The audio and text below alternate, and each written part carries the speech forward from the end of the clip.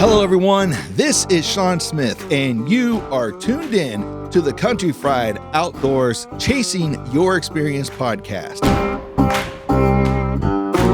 The podcast that will connect you to resources regionally and nationwide to engage them and you in open, honest discussions so that we can inspire the growth that you need to chase the experience you want.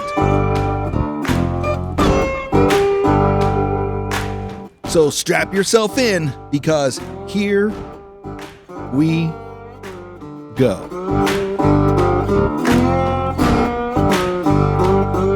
Hello, everybody, and welcome to another episode of the Country Fried Outdoors Chasing Your Experience podcast. I'm Sean Smith, and on the other line is Sam Dunlap. Say hello, Sam. Hello, Sam. There's Sam.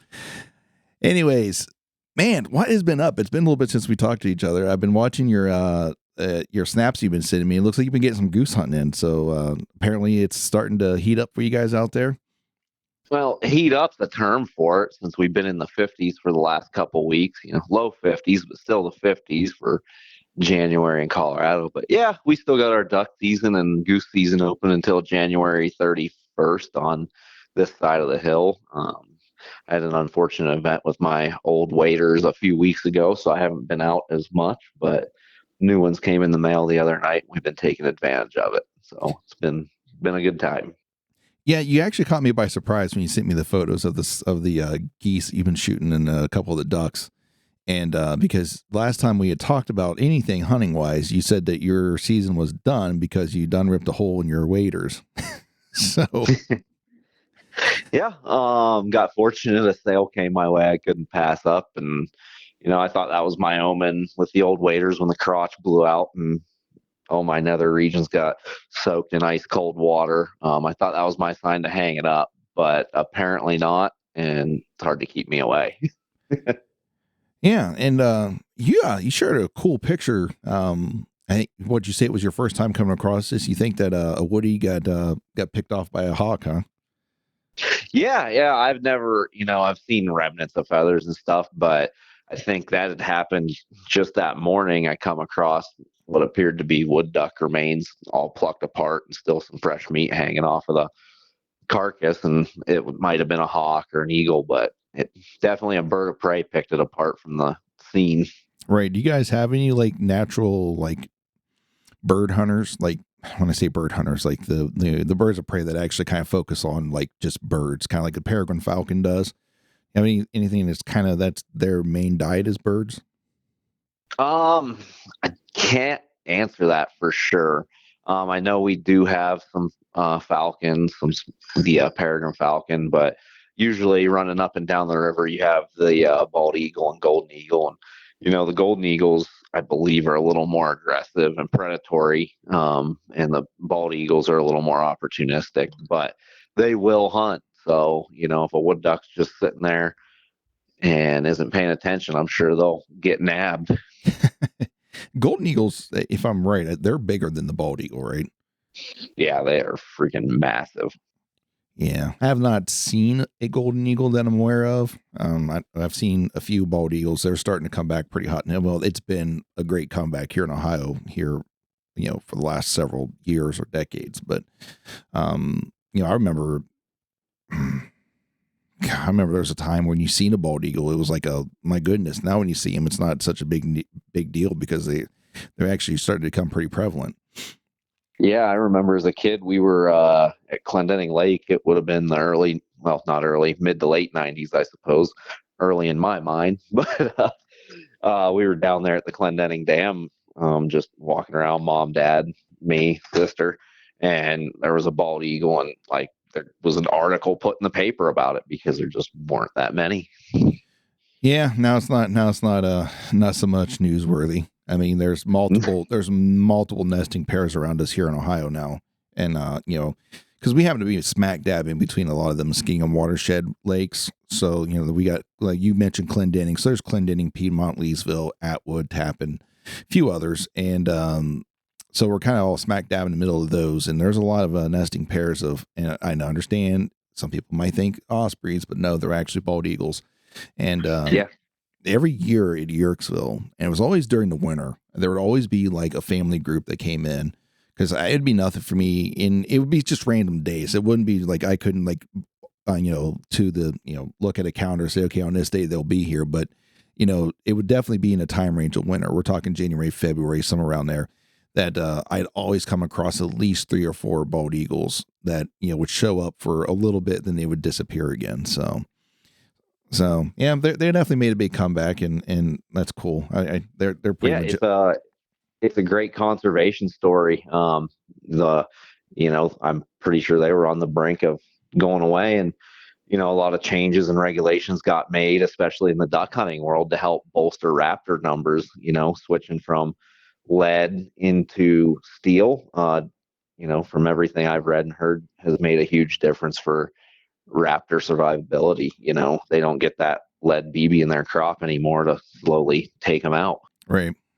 And that's good. And that's one of those good stories to where everybody, conservationists, I understand sportsmen, hunters are technically conservationists, but, that's when two sides of the table can come together and agree on something and have a positive effect. With something like the raptors coming back. And I think DDT, when we banned that, had a little bit to do with that as well. So there's a lot. I could get into that, but we won't. There's a lot of things that we could probably discuss, and a lot of factors went into that, and everyone played their part, and we were successful. So, and now we have an abundance of bald eagles. Not like Alaska, like it's not like we're bald eagles are like blue jays up there, but yeah, they're definitely making their comeback. So you've been out getting busy with some waterfowl hunting. You've been collecting some meat that way. I seen you picked up a couple, at least three fat geese today, right? Yeah, some 3 chunky geese this morning. In the sky they all look relative size, but when those things hit the water and I went to collect them, my arms were wore out carrying them the 30 yards back to the blind.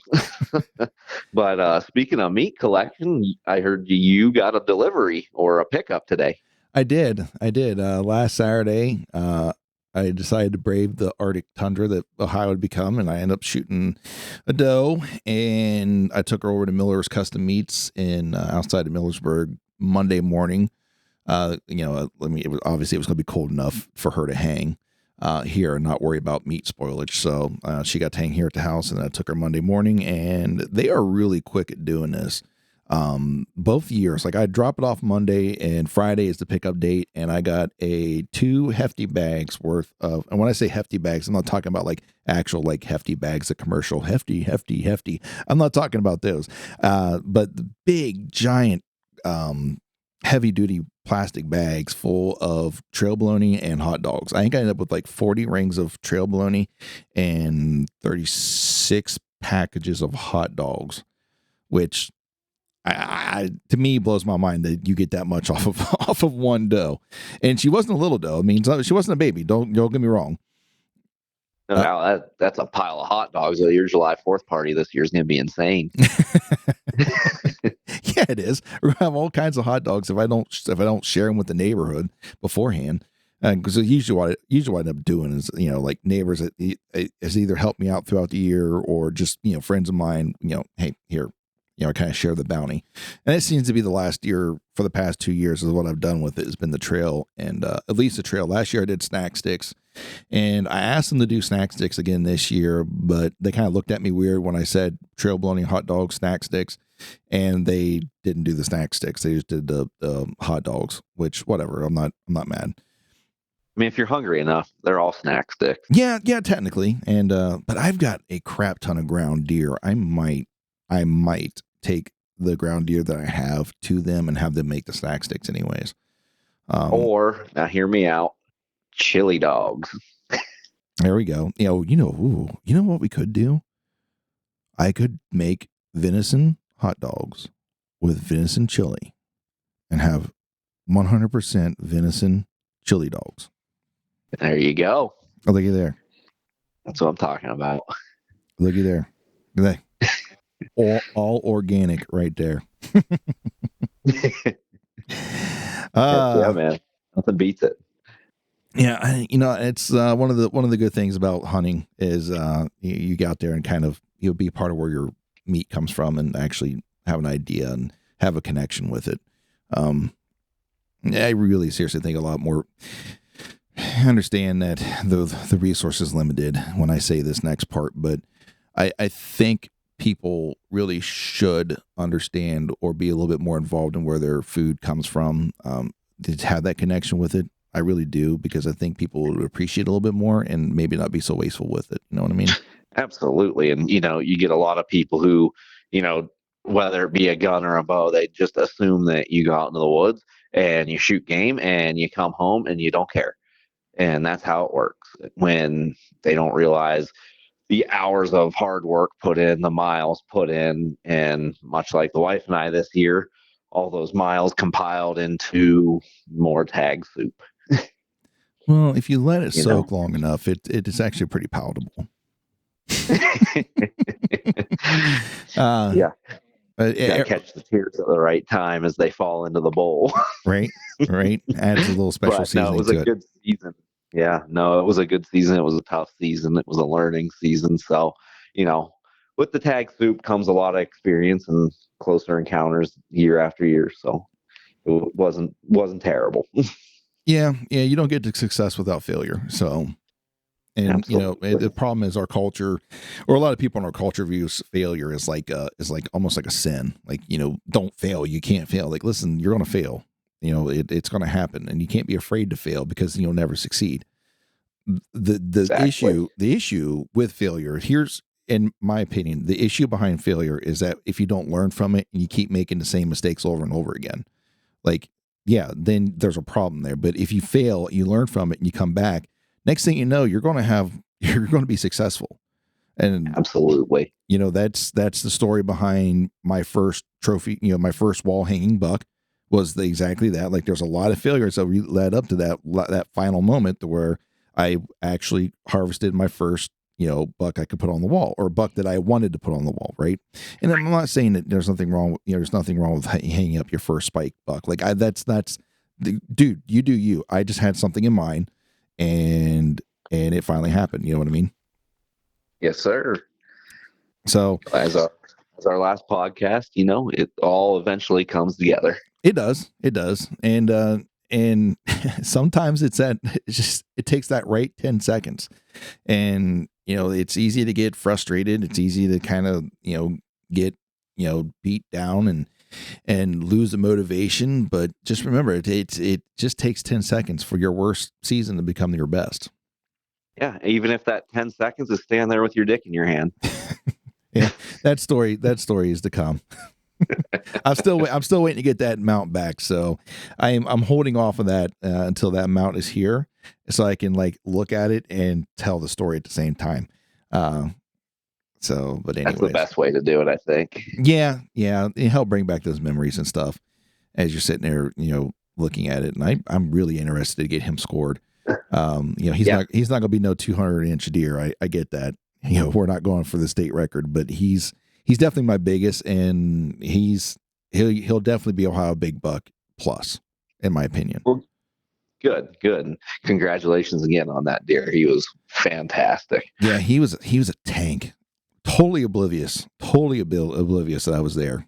But I don't give away too much because that story's coming. But anyways, so you and I, we got together, did some talking, decided that, hey, why don't we kind of sit down one of these days and kind of discuss what our gear list for elk hunting is, and maybe that would help the new hunters or someone that's new to it, or maybe somebody that's not necessarily just their first time, but maybe they've been a couple times, and kind of help them in their quest maybe of deciding what to take with them.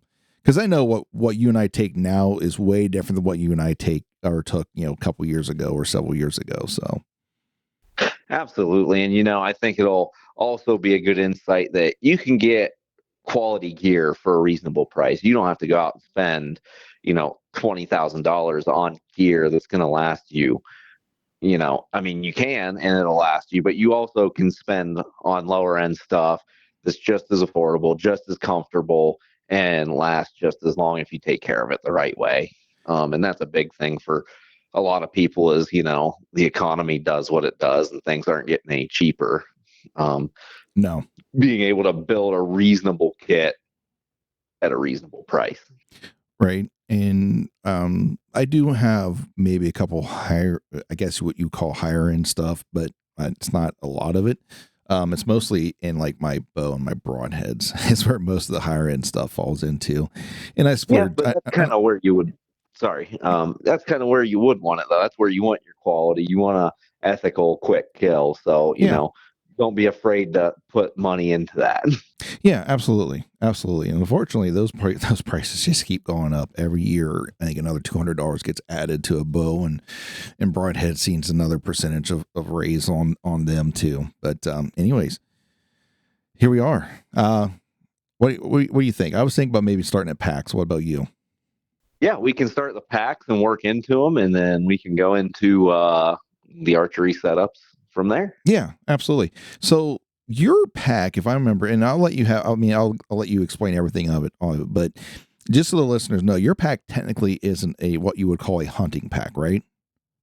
Nope, my pack is not a hunting pack. It's a Kelty Coyote. I can't remember how many liters it's said to hold, but I know I can fit all my gear into it. And I know during rifle season, when I shot that mule deer, I fit all 4 quarters and the remaining meat and the head in the pack. And that all totaled around 110 pounds. And it did just fine. It's a hiking backpack. I think I paid $200 for it, $250 for it, and it weighs pretty well nothing. It's an internal frame pack, but you don't get some of the amenities that you would get with a hunting pack. You don't have the load shelf or anything like that, rifle slings, and archery slings either. But I mean, for the money, for the weight, it's done everything I needed to do and then some. Yeah, you still were able to carry your bow on it though, wasn't you? Yeah, I have a way. It's got the straps for the lid on the pack that come down and cinch to the bottom of the pack, and you can get them pretty tight, and it'll hold my bow horizontally pretty well. Yeah, do you have compression straps that go around the outside of it, across the back? Yeah, there are compression straps that come around the sides. You can cinch everything down as tight as you can get it. That way, you can balance your weight really well. Yeah. I know sometimes you can use those as like your bow holder if they actually will wrap around the whole pack around the back, so you can carry it vertically. But, yeah, and folks, don't think you have to buy the hunting brand stuff. Like, you're probably, depending in what I've seen, right? Some of the hiking stuff can be a little bit cheaper than hunting specific gear. And I don't know really what's behind all that, and don't get me wrong, you can get pretty pricey in the hiking realm as well. But you're carrying a pack that was like 200, that cost you $200.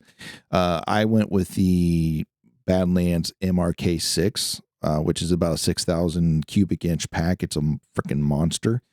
And it ran me about close to 500, I think, by the time it's all said and done. And it is a hunting pack, so it does have a meat shelf to it, which I thought was really cool. And actually, I did a review on the pack, so will be on our YouTube channel if you guys want to like actually see it. I really like that pack, and I've been a fan of Badlands for a while.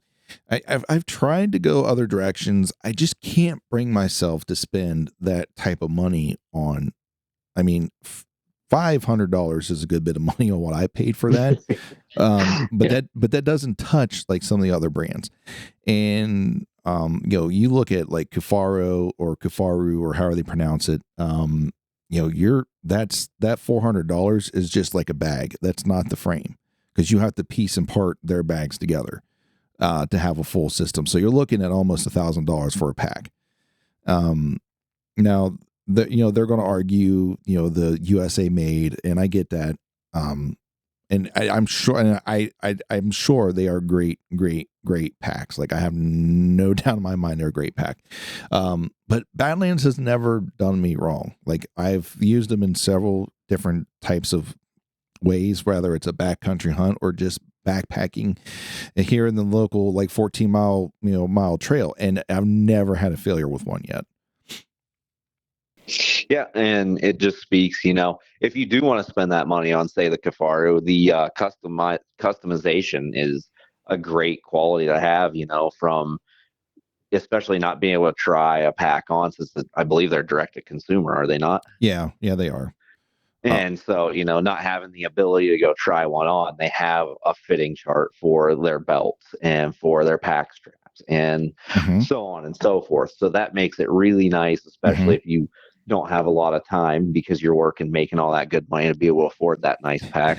Or Right. you're like me, just slacking off out here working a city job, 4 days a week, and I'm going to go buy some lower end stuff, but I'm still going to be just as happy with it and know that you can too. Yeah, but it worked. Like there was no issue. Like you packed up the mountain just the same as I did, and you packed off the mountain just the same as I did. Like there was Absolutely. there was no difference, right?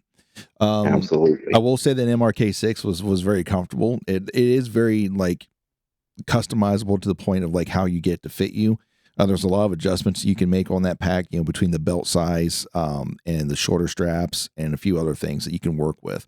And you were absolutely 100% correct about the Kafaru stuff. Like you can really, really narrow down and make that pack just for you with all the options and stuff that they have. So, um, but I guess the point behind all that was don't think that you have to go out and spend a crap ton of money because what I get with the Kafar, or not the Kafaro, but what I get with the Badlands is even if it does break, it doesn't matter if it was my fault or not. Even if it's my fault, they'll fix it for life, right?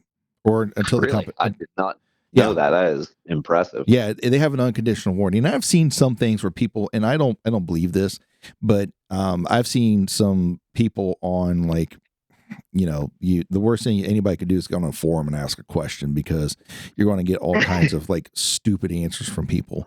And the But wolves come out, man. yeah, They just are there to feast on those online forums. oh my goodness, and some of them might actually have an actual truly bad experience with something, but they're like all that is just a Walmart quality bag that they charge extra money for to afford that warranty. Okay, I get that, but like I said, I've not had one issue with the Badlands pack. Oh, let me take that back. The ox that I had, I sold, or well, actually, I think I sold it to you, didn't I? No, No, you sold me the Horn Hunter pack you or did. Yeah, something. yeah. I Yeah, think Josh has the ox now. I think he ended up with it somehow. One of the zippers on one of the pockets ripped. Right, it didn't like rip off. It just doesn't connect anymore. So if he wanted which to, happens with zippers. yeah, if he wanted to, he could ship that to Badlands. They'll fix it and ship it back to him.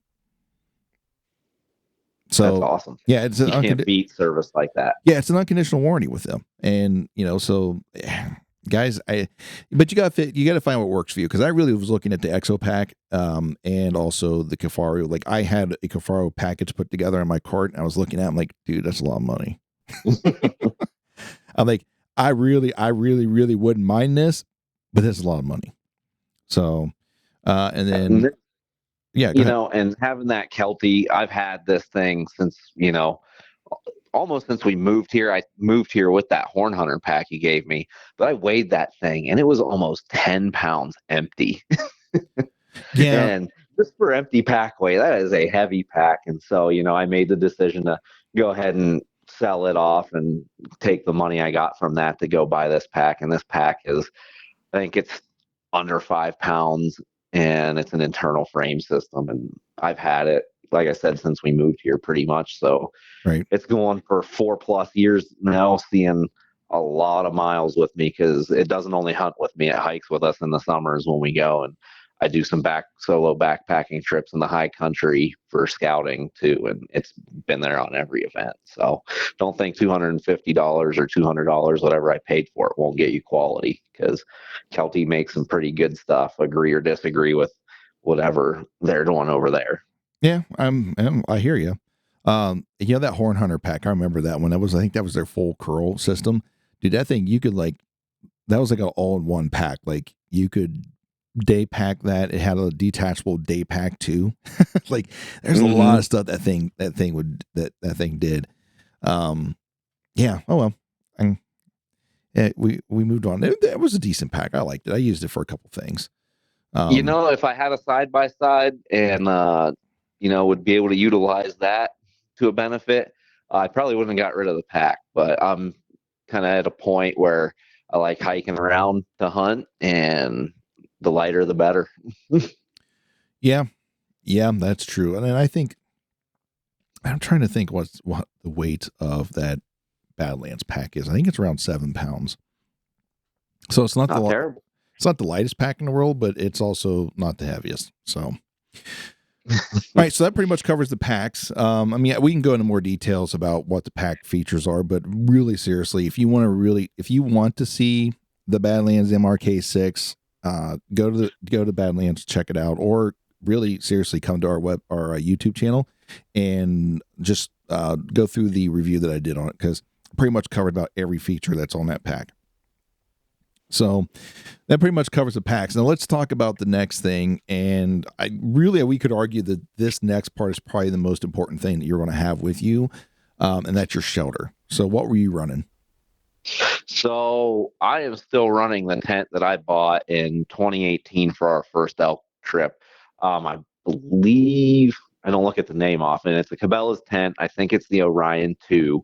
Mm-hmm. From 2018. It's a blue color. I think the newer ones are a greenish color. Okay. But I think I got for $100 in the bargain cave.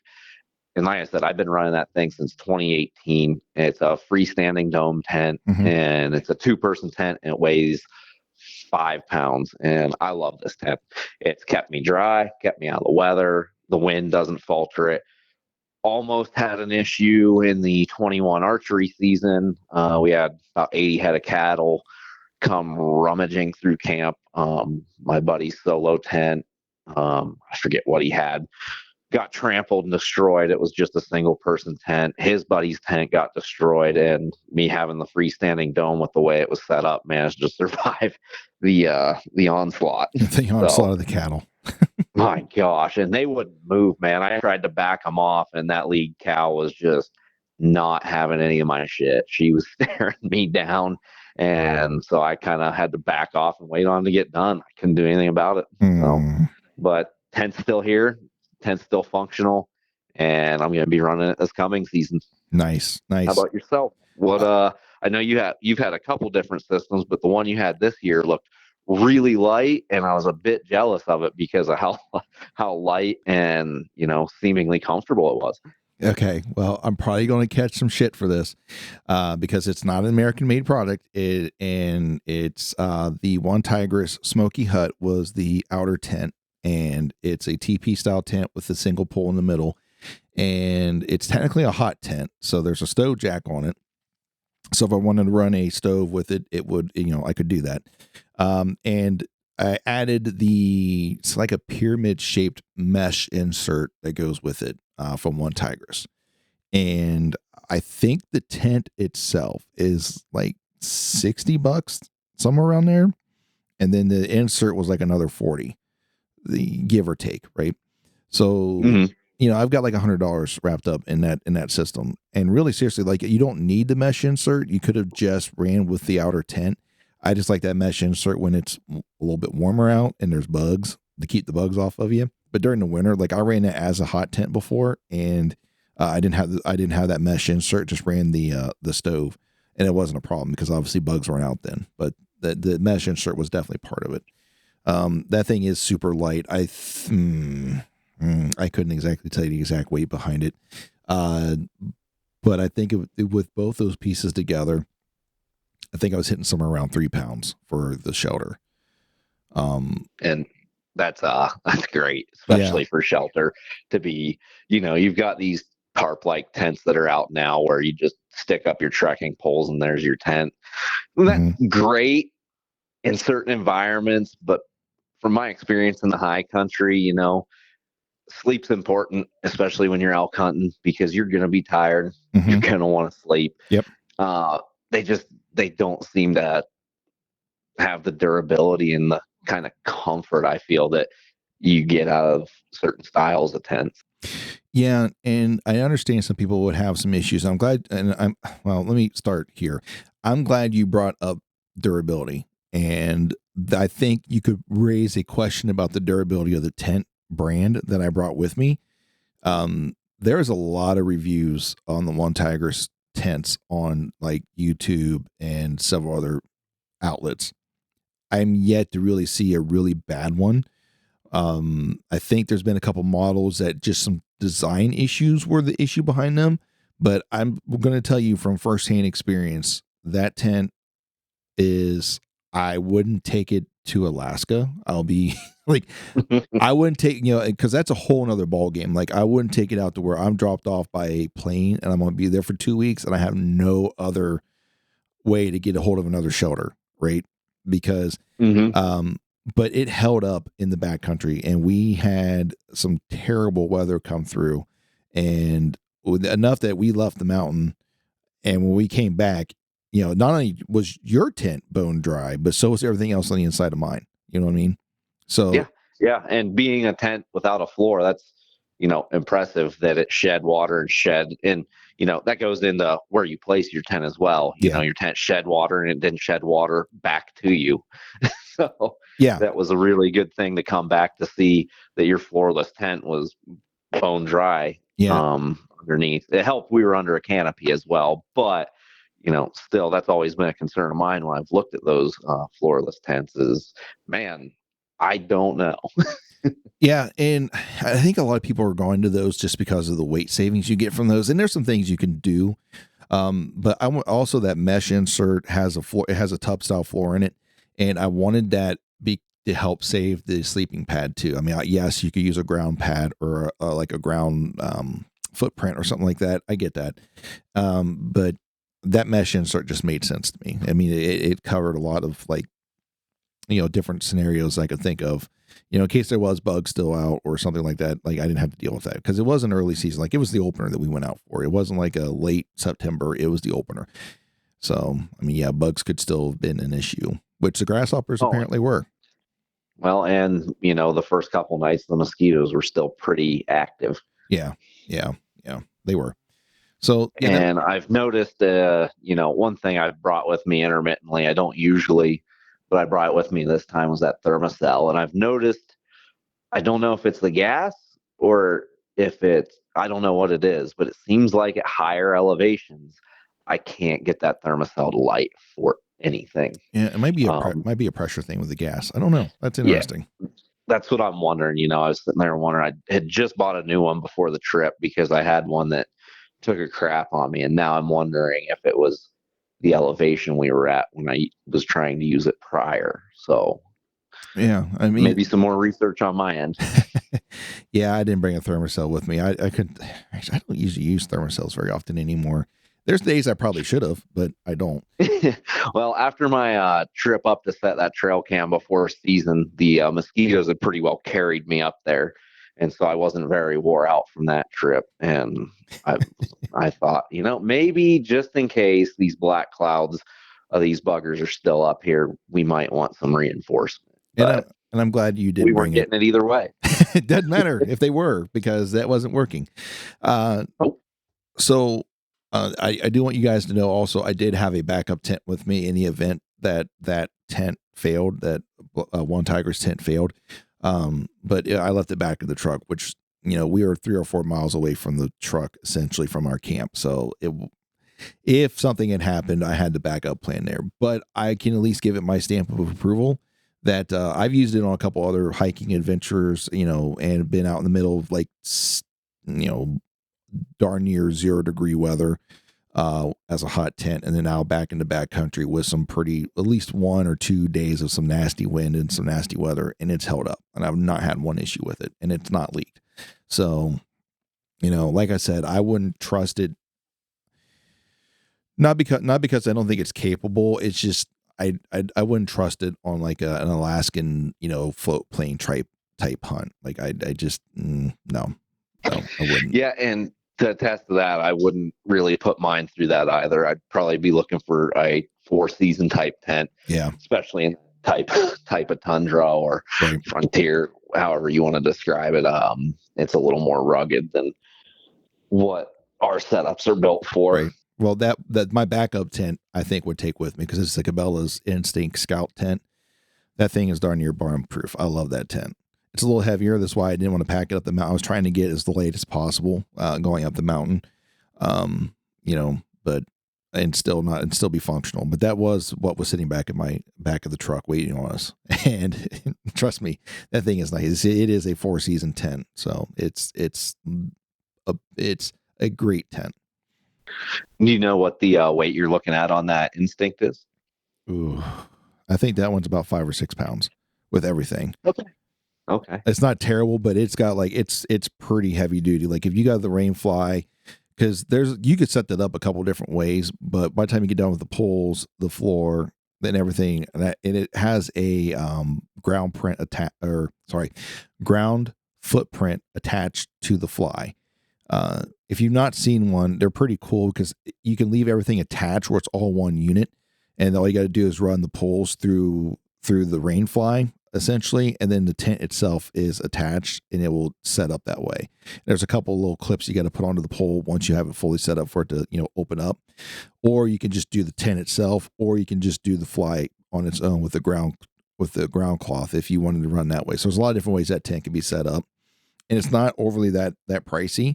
And I got it back in the day when Cabela's actually upheld like almost similar to like the Badlands warranty, because I ended up with a hole in the Rainfly. I'm not going to say how it happened, but it was no fault of mine.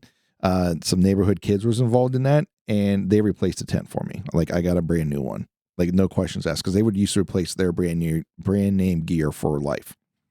But those were the days, man.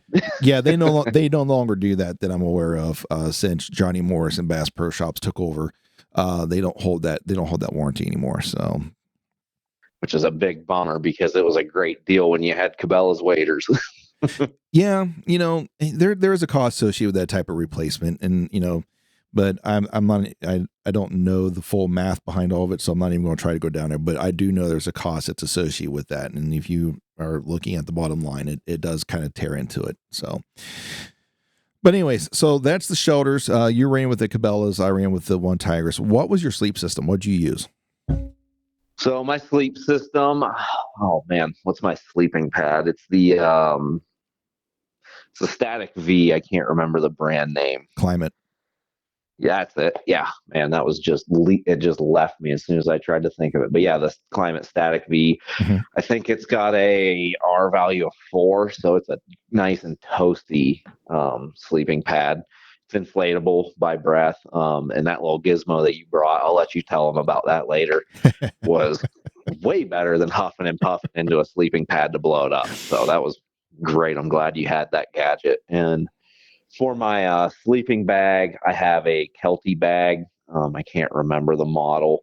No, there's no sponsorship from Kelty. They just make really good, really affordable products for hiking, backpacking, and camping. Like, they make some quality stuff. I can't talk about it enough. This bag was, I don't even think it was $100. It was 50, 60. Might have been $100. But regardless, it's a 20-degree bag, and it provides me more heat than I need. Most nights I'll start out sleeping in my thermals because I bring a pair of thermals and I bring the pants and shirt that I'm wearing. That's about all the clothes that I bring, aside from one extra pair of socks, because dry feet are essential. But usually end up sleeping in my thermals, and not to get too in depth detail, but usually end up in my boxers by midway through the night. So apparently Sam is a hot sleeper. My goodness. But it's a good quality bag too for, the cost. And I think it weighs, I want to say around 2 pounds, if not less. So it's not much, and it has its own stuff sack. It's great. The Static V has its own little stuff sack, and I can honestly fit it in the stuff sack with my sleeping bag to save space. So nice. Both of those are essential. I do have a pillow I bring, but it really doesn't provide much comfort because of how thin it is. I'm a person who sleeps in bed with pillows stacked up the ceiling for some reason, but in the backcountry, we don't bring that many. No, you kind of run out of room. You do. But I do make do. If I have game bags, I'll stuff them under that pillow just to get a little more Yeah. height for my awkwardly shaped neck, I suppose. It's all the years of running heavy equipment. Something probably too much to turn my head looking back, making sure no one's getting run over. But maybe we should run them over. I don't know. You be the judge. As far as sleep system, that's pretty much it. You know, the Kelty bag, the Static V, and it's a Field and Stream pillow. I don't even know if they make it anymore. I got that for a 2018 trip too. Nice. Yeah, it does the job. I sleep well enough for what it is. How about yourself? What do you got going on over there? Well, this year for the trip, I ended up with the Nemo Tensor insulated pad. I am a side sleeper, so I would like a thicker pad. So, and not only am I a side sleeper, I'm not exactly a little fellow either. So I want that extra thickness to kind of keep me from bottoming out onto the ground, right? So I went with that. And I was really stuck between the Sea to Summit Ether or this Tensor pack. And to be honest with you, or pad, I went with the Tensor because I got it on sale at REI for like 50% off. Like it was a great sale that I caught. And usually when I do buy gear like this, it's because I've caught it on sale somewhere. No doubt. And if you can get 50% off any gear, jump on that. Come on. Yeah, that's the reason why I ended up with it, not the Sea to Summit Ether. So that was my sleeping pad. I love that pad. I had seen some reviews where people are afraid about the durability of it because they've had a few that maybe have gotten some holes from somewhere. I didn't have one problem with that at all. But I took that information with me into the backcountry and made sure that the area that I was putting it in was as free as debris as I could. Plus I had that tub style floor underneath of it. So to keep it from getting punctured. And so I apparently fell in love with the Nemo train because I also picked up the Nemo Disco bag, which it's their spoon shaped bag, and it's a 20 degree. And I think they make one that is it's like a fake insulation or synthetic, I should say, insulation. But I went ahead with the one that is down because down packs a little bit easier or a little bit smaller than what the synthetic insulation does. It's a little bit pricier, but not a lot. This one actually, I think I also caught on sale too at a on a site, which is another reason why I ended up with it. I was looking at it and it just happened to show up and be on sale. So I'm like, yeah, I'll get it. So I went with that. It just happened to, or it was one of those fun targeted ads? No, it wasn't a targeted. Well, I don't know. I was doing Google searches and it popped up. We know what you need. Try this. Yeah, but it was funny. I mean, Google will show you like the shopping results and stuff, and like like I'm looking at all these results, and then this one shows up at this company for like a price, much less than the other ones, which I'm a little leery about those sometimes. But this one actually worked out. So, anyways, good. Yeah, I mean, you can't pass up getting a good deal. I poke fun at those targeted ads, but if it's legit and it's not some scammer ad, it pans out pretty well most of the time. Yeah, and so I mean, I got the bag, so and it's actually a Nemo bag, so I don't know what else to say. Yeah, it worked out pretty well, and I bring a Sea to Summit. I can't remember the name of the pillow, but it's their like Ultra pillow or Aero Ultra or something like that. It's a blow up pillow. It's not one of the self-inflating ones. You actually have to blow this pillow up. I've been using that for a while. I love that pillow. And that Nemo bag has, I guess, a pillow barn in it to where I could slide the pillow in there and it doesn't move around the bag. Ooh, that's fancy. Because that's one thing I have a lot of trouble with because of that Field and Stream pillow has a silk bottom, or I don't know, it's not silk, but a silky type bottom. Yeah. And yeah, I struggle when I do wake up getting that sucker back. Right. It's like trying to catch a slimy pike with your bare hands. And I toss and turn a good bit during the night, so that kind of helped out. And that bag actually with the spoon shape, like I've had a mummy bag. I can't do a mummy bag. I just feel trapped. I don't like it. And I didn't want to come with a full rectangular bag just because it's the space that they can take up. And like this spoon shape was kind of like a good happy medium. Like I didn't feel trapped in it. I could move around, sleep on my side, and I didn't have much of an issue. And good. And yeah, those rectangular bags do take up a good bit of space. One of the guys I hunted with my first archery season out here, when we go up to scout, he just had one of the quilts. It wasn't a full bag. It was just kind of like a quilt you throw over yourself type sleep system. mm-hmm.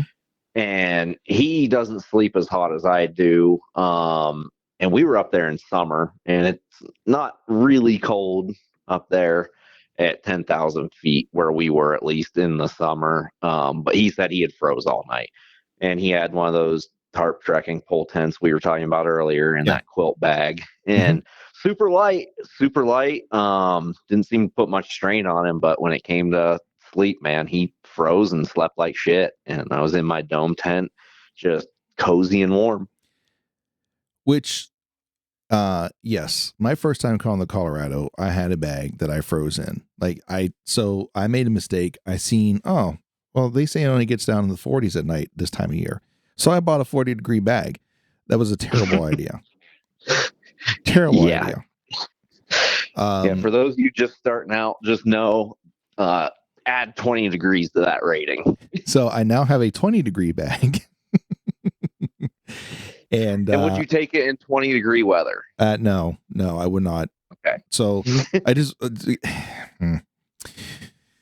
we could argue this, and I'm not an expert in this, but usually those ratings right there are like you'll survive, but you're not going to be comfortable. Yeah, you're not gonna. Well, I can't say you won't get hypothermia. It depends on the state that you're in. Right. But according to them, you're gonna be all right.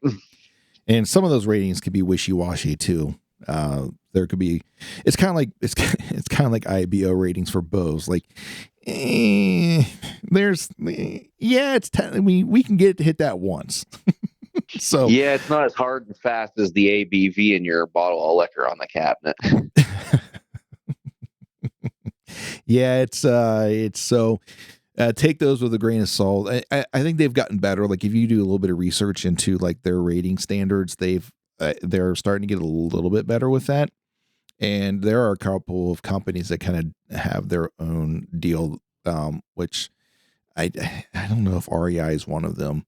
And I know REI is not notoriously known to be a hunter's paradise, but they sell outdoor gear, and that's what you're doing is outdoor stuff.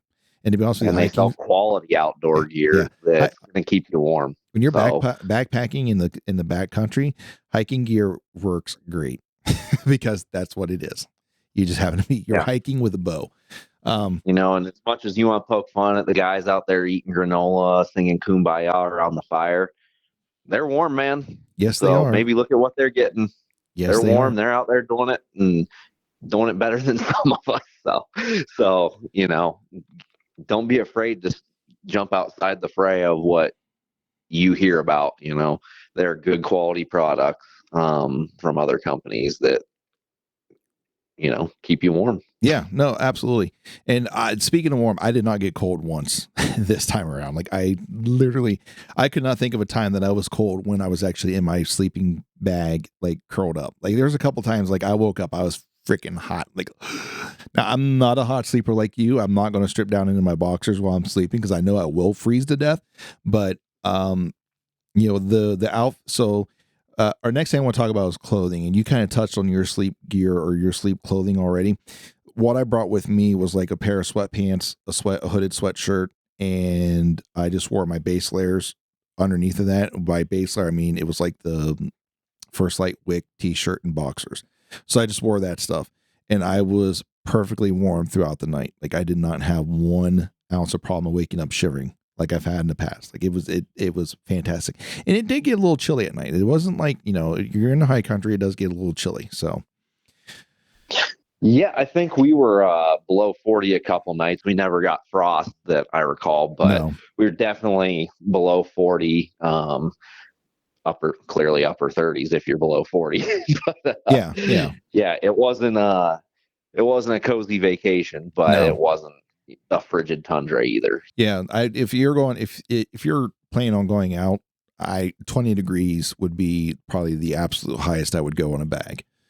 And every now and then you get that weird year. The 2020 season out here, I missed out on, but I kept in touch with my buddy that was up there, and he had some friends in, and that was a strange year. We ended up, which I don't know how strange it is because it was my first year, but second week of September, they got 2 foot of snow up in the high country, socked them in, and a lot of people were panicking.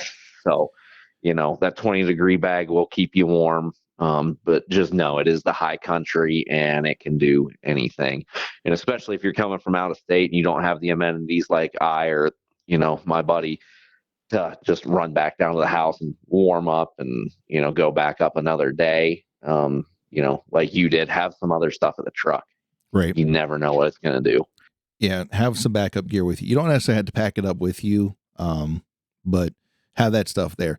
So I didn't bring it with me this time, but I do recommend like a good piece of kit or a good piece of gear to kind of help bolster the rating of your sleeping pad is one of those fleece liners that Sea to Summit sells. I think they call it like the Reactor or something like that.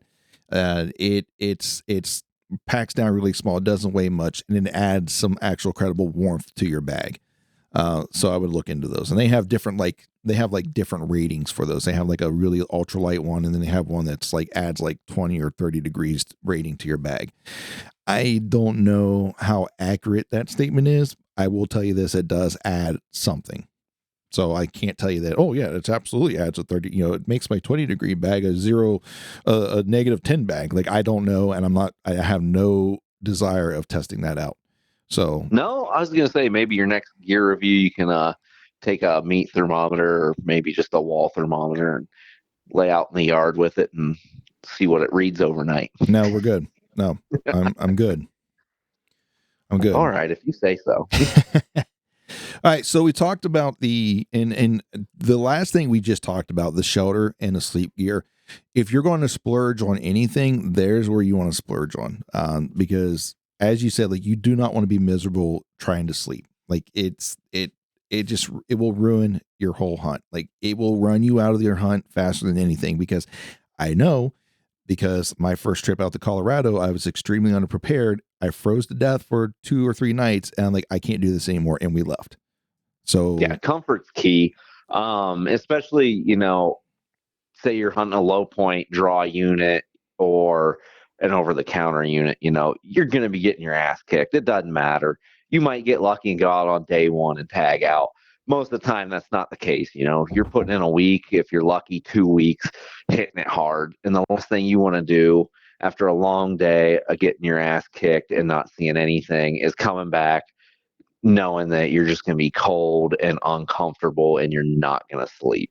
A good sleep is a key to positive mental attitude. So, as you said, don't be afraid to kick an extra few bucks at your sleep system, even though we didn't. And maybe we're lucky or maybe we're crazy, but yeah, throw the money at it. yeah, like if you're going to splurge, that's the place to splurge. It's or at least one of the places to splurge. All right, so that's been our pack, our shelter, our sleep gear. So let's talk about clothing. Yeah. So you kind of touched on a little bit already. What did you end up? What was your clothing like? What did you bring? So as far as clothing goes, I'm a minimalist on that. Again, granted, I live down the mountain from it, so if anything drastic happens, I can bitch out, run down the hill, and get what I need.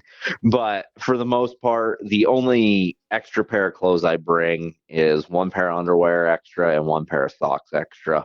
That's more of a comfort thing in my mind. I don't know about anyone else, but for me, it helps my positive mental attitude go a little bit farther to throw on a pair of dry socks and dry underwear, maybe at the end of the day or just to sleep in, whichever. But I wear 1 pair of pants. I can't remember the model, but they're just Wrangler pants from Walmart. They're not jeans. They're their kind of trail type pants. They're a lighter, stretchier material. When they get wet, they dry out really fast. I'm a big fan of them. I've had a couple pair of them for going on 5 years now. They're fantastic. I bring one pair of thermal pants, the Russell Walmart brand base layer thermal pants, pretty cheap, very warm. I wear those year round, or not year round, but all winter, all late season, and if I need to, archery season. They're more than warm enough for what I'm doing.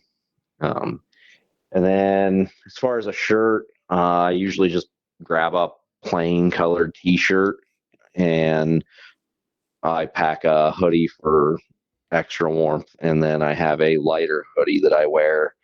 I think it's just a green huck like fishing hoodie that's a super light material, which is again plenty for archery season in my mind.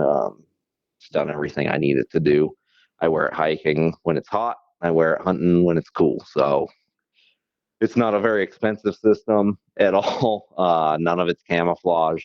They're all solid colors, that match the surroundings, tans, greens, things like that. Outside of that, that's about all I take. Again, I have the comfort of coming down and being close to the house if I need to be, but I tried my best not to run back home because that's a lot of extra miles you don't need. Right. Outside of that, no, I don't bring any pajamas. I'm just happy wearing my thermals as a sleep layer, and it helps save on weight. I still come around 50, 55 pounds as my total pack weight. But I do bring some things I probably don't need, as we all do, but I'd rather have them than not. But as far as clothing, that's about as in depth as I get. So, right. I know you were rocking some pretty nice gear. What'd you have? All right. So I usually bring in like 2 sets of like underwear. So I'll have 2 pairs of socks, 2 pairs of underwear, 2 pairs of like the undershirt that I'm going to wear. Right. That's just so that, I got something to change into and I don't wear something out. And I guess I could be a bit of a gear person, and I got one of those scrubba bags, which is a dry bag that you can wash your clothes in. So if I really seriously wanted to, and I know that's like over the top, I didn't really need it because a lot of people don't. They just wear their clothes couple, inside out, front, back, a few times just to get some extra wear out of it. But no, I brought that with me. I didn't have to use it because we ended up coming down off the mountain for a restock anyways. But, that's enough to get me through for a week is usually have those sets like that. The pants was the Cabela's Instinct. It was their original O2 octane pattern. So I had that. I think it was their stalker pants. And what they had the reinforced knees and seat in them are kind of similar to like the Corrugate guide pants from First Light. Just at the fraction of the cost. And then the shirt I wore was, I actually got off the Hushin guys, the Get Hushin, or, Casey, Eric, and BMAC. It's was kind of similar to that Hook. It's the same kind of deal as what your Hook shirt was. It's that lightweight kind of like sun SPF type hoodie. I wore that every day that we hunted. And then I usually have like a down vest or something for a little bit of insulation, especially on like an archery hunt like that. Just so I have something that's packable with me. I can throw that on if it gets a little bit chilly, if I'm going to be sitting for a little bit. And last but not least, I had my raincoat with me, Cabela's Instinct, because I purchased a lot of Cabela's Instinct stuff the first time I came out. And I got that rain jacket. I didn't bring the rain pants because I've heard a lot of people talk about they don't even bring pants with them. They just worry about the coats. I'm like, yeah, I'll just do what they do. And I brought the jacket, and it kind of helped a little bit there when we were marching off the mountain there in that rainstorm. But I'm glad you brought up the rain gear. I forgot to mention that I brought mine as well. And the day we decided to march down in the rain, I left all my rain gear in the tent and had a wet ass the whole way down. But I did bring it. I'm glad you touched on that because I completely forgot that I had that with me. And another good thing to have with you in the high country, because there are those sporadic afternoon showers, and for us that day, morning shower. Yeah. Yeah, that was a soaker, and it was cold too, man. That was pretty much it. I don't think I brought I don't remember bringing a beanie with me or any gloves. I just had the hat and that hoodie, which I think the hoodie is why I didn't bring a beanie, because I could just throw that hood up over top of my ears in case it did get cold. To the point I need just a little bit more insulation over there, because you're moving an awful lot in these hunts. Like, it's not a whitetail hunt where you're sitting stationary. Yes, you can sit stationary at times, but you're moving a lot. I don't wear insulation on my legs because of that, because you're just going to burn out. And even when I had insulation on, if we were moving, it came off because it just gets too hot, because it's a lot of work. Like, it's not, like I said, it's not whitetail hunting. There's a lot of motion, a lot of movement, a lot of climbing up over top of things, up mountains, down mountains, up over top of deadfall. So you're very, very active. So it doesn't take a lot of insulation to keep you warm while you're active in that time of year. Well, any time of year, really. I'm glad you brought it up, because, the wife and I just got off of a late season elk hunt, and it has been pretty warm this year, but even in the colder years, the most I wear is basically what I described in my clothing setup for archery season. I will have the thermals on under the pants, and I will have my regular hoodie on versus the SPF type hoodie, Right. with a thermal shirt under it. But that's about all I wear. I'll pack my puffy coat in the bag if we're going to set up and do some glassing, but as much as you're moving, you start sweating and then you stop, you're going to get cold quick. Yes. So be prepared for your situation and dress light if you're going to be moving around a lot. Yes.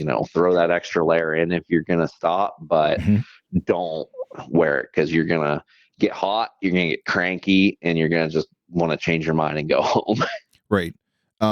My base layer next to skin stuff is wool because of that, because it will keep you warm even if it gets wet. So I've definitely bought into the whole wool thing.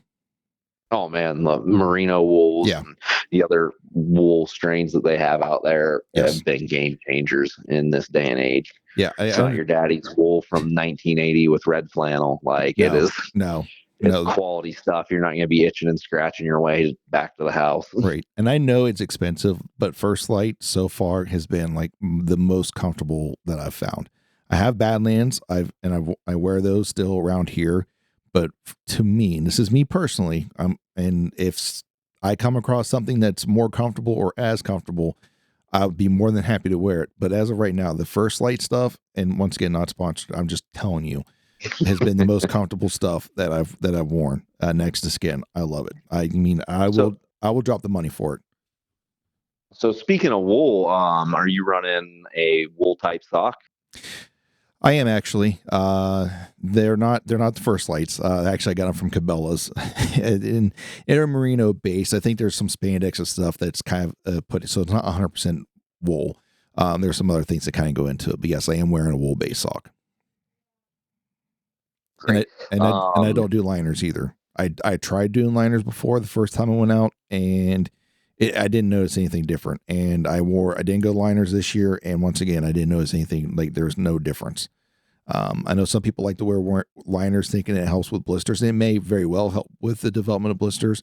Also, having a pair of boots that fit you and are broken in also helps with that too. So just saying. I'm glad you said that, because I was about to double up on that. And yeah, break your boots in. Don't go out and buy boots and think you're going to break them in season, because you're going to be miserable.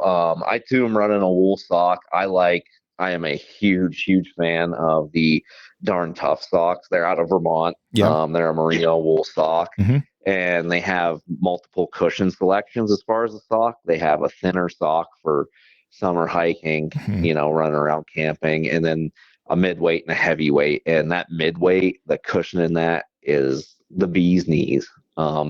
And Darn Tough has an unconditional warranty. Rips, tears, holes, send them back. They'll send you pairs back. No cost to you. I'm a big fan. I have yet to blow through a pair, and I've been wearing them for quite a few years now. Yeah, I was looking at those. I was looking at Darn Tough. So I'm like, I ended up settling on the Cabela Instinct ones. And if you ever question it again, I will highly advocate for the Darn Tough. Well, when I get back in the market for more after I end up wearing a hole in these, these or wear those out or just get bored with them. Because let's be honest, that's usually how I end up with new stuff. Is I get bored with it. Does Cabela's have a warranty on any of those socks? Probably not. Not anymore. All right. So, anyways, when it comes to warranty, no, there's not like there used to be. Cabela's has gotten out of the business of those. So, all the more reason to make that switch. Yes, I know. I need to. I guess we forgot to talk about boots. I wear the Cabela's. It's the perfect Mendel's or perfect Hunters from Mendel. It was a German or European based company that did their Instinct line. I love those boots. They've held up pretty well. You got a pretty fancy pair of boots too, don't you? Yeah. So after years of, only spending $100 on boots, and I don't say only $100 lightly, it's a good bit of money to those of us who aren't making a lot of it, but I just got tired of quality issues with $100 pairs of boots. You really don't get much out of $100 anymore for quality footwear. Some people argue it, I'm going to advocate for getting quality boots. Yes. I've had issues. I want my feet to be comfortable.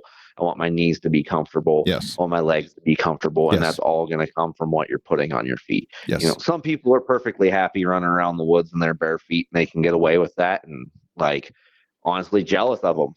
That would be fantastic if I could handle that. But I'm a wimp. I can't. I took a chunk of change and bought myself a pair of the crispy uninsulated guide boots and a pair of inserts for them.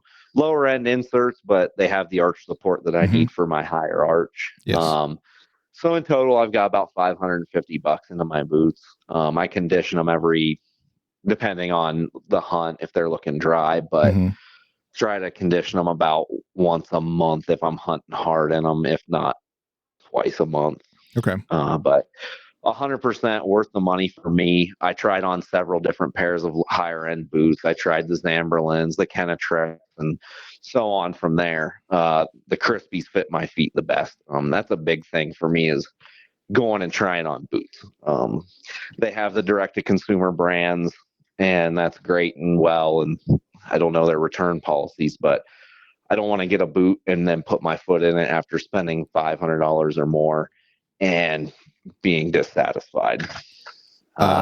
So being able to put those boots on my feet and notice a difference on what formed to me was huge. Yeah, I agree 100% with you. Boots are very, and I'm only mentioning that the boots that I'm wearing or that we're wearing, not because you have to go out buy these exact boots. No, because boots are very, very, very dependent upon the person.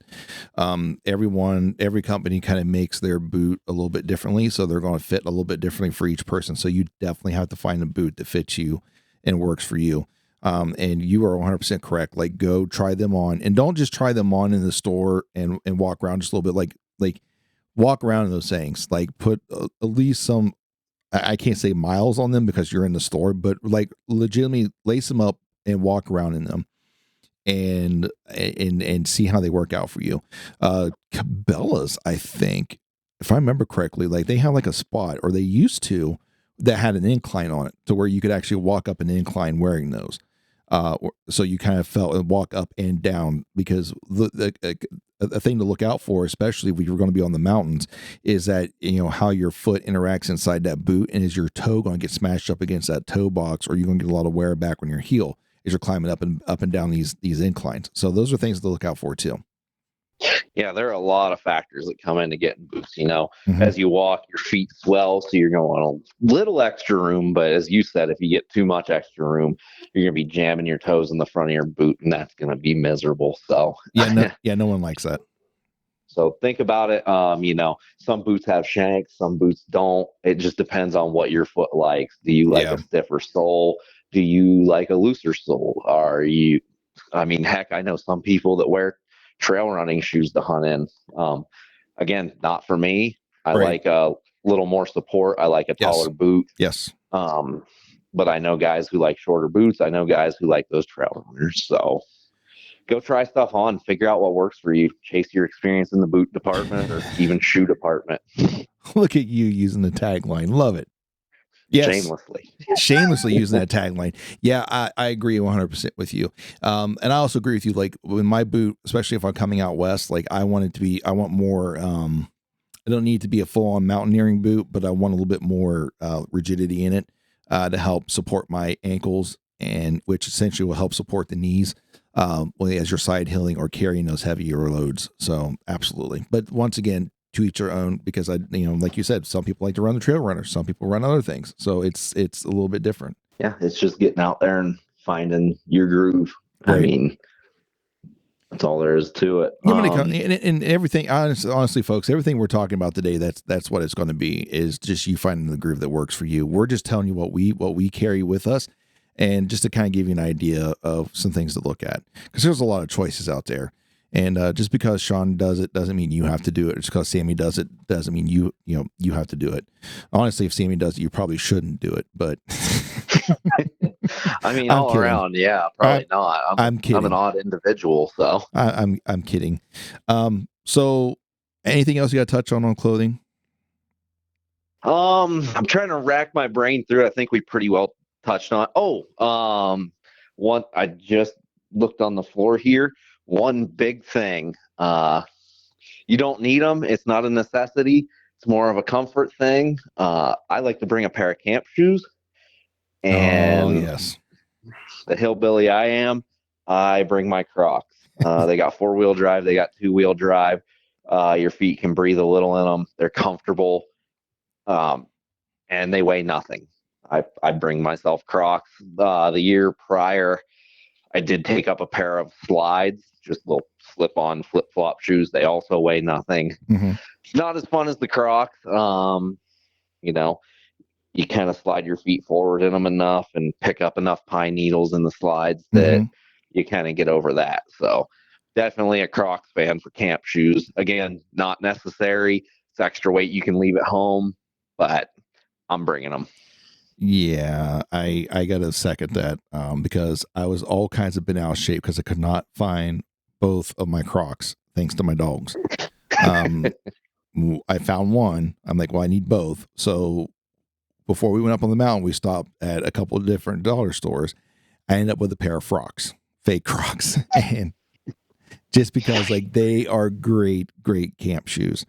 And you don't need them. You're 100% correct, but there's a little bit of like a relief when you get back to camp and you can slide your boots off, because let's face it, I don't care if they're insulated or not. They're going to get hot. Your feet are somewhat sweaty in these because you've been humping up and down mountains all day, ridge tops, ridge running, whatever it is you're doing. And by the time you get back to camp, it's just this great relief just to take those off and slide those Crocs on.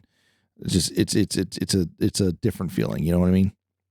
Yep. And, like I said, there's not that much extra weight. No. Again, but it's just that little comfort to have a little more positive mental attitude to get you through. You're hunting and, you watch the YouTube videos and everybody's always happy seeming and jolly all the time. And we all know that's not the reality. No. Getting your butt kicked and just anything to make it a little better, whether it's, from something sweet in your food pack or getting your boots off and get the camp shoes on for a couple hours, just anything to boost that morale when you're feeling a little down on a tough hunt. Yeah, absolutely. And I agree with you 100%. Definitely don't forget the camp shoes. And I'm glad that you brought that up. All right. Anything else on what's that? No, nothing else on clothing unless I see something else, but not really. Most of us wear hats. There's really nothing to touch on. A hat's a hat for the most part. So. All right. So the next bit that we're going to talk about, or at least the next three things we're going to talk about, are very, very subjective, and it's based upon the person. But just to give you an idea that what we run is, so let's talk about bows. What are you running? So I've been running a Bear Escape that I got for our 2018 hunt, which I was due for a new bow around then anyway. But I've been running that bow for a long time. I've been very happy with it. I started with it at 70 pounds. I'm down to 60 pounds now. I don't know what's going on. My shoulders just aren't fond of that 70-pound weight anymore. I go to the gym. I do what I can to keep up. But there's just something going on there that 70 pounds isn't my friend anymore. But, I wasn't shooting at anything other than targets over, 70 yards anyway. Personally, I'm not shooting at an elk over 50. That's me. That's my effective range. That's what I'm comfortable with. I know other people are going to have farther ranges, but I'm shooting my bear scape at 60 pounds. Do you want to get into your bow, or do we want to get into my arrow setup and then yours and go from there? Yeah, let's keep going with yours. So what are you using arrow wise? So arrow wise this year, I got I believe they're the Easton Hunters. Okay. Trying to remember the spine here. Let me walk back and take a look, because I haven't looked at my bow since archery season, if we're all being honest, which, bad habit, maybe. Right. I'm shooting the Hunter Classics from Easton, the Okay. 340 spines. Shooting those at 29 inches, just because of the broadheads that I'm using are a heavier weight. I could have got the, I guess, heavier spine, and could have went with a shorter arrow because I wouldn't have needed as much weight to keep up with that spine. But I'm shooting 150 grain iron will broadheads. Freaking cool heads, man. Durable heads. Yeah. I have one head I use for practice, and it's taken a freaking beating. I'm excited to get one into an animal. Have yet to, but with due time. I could tell you what it's like. Well, I was going to use that as a segue into your setup. I could tell you what it's like.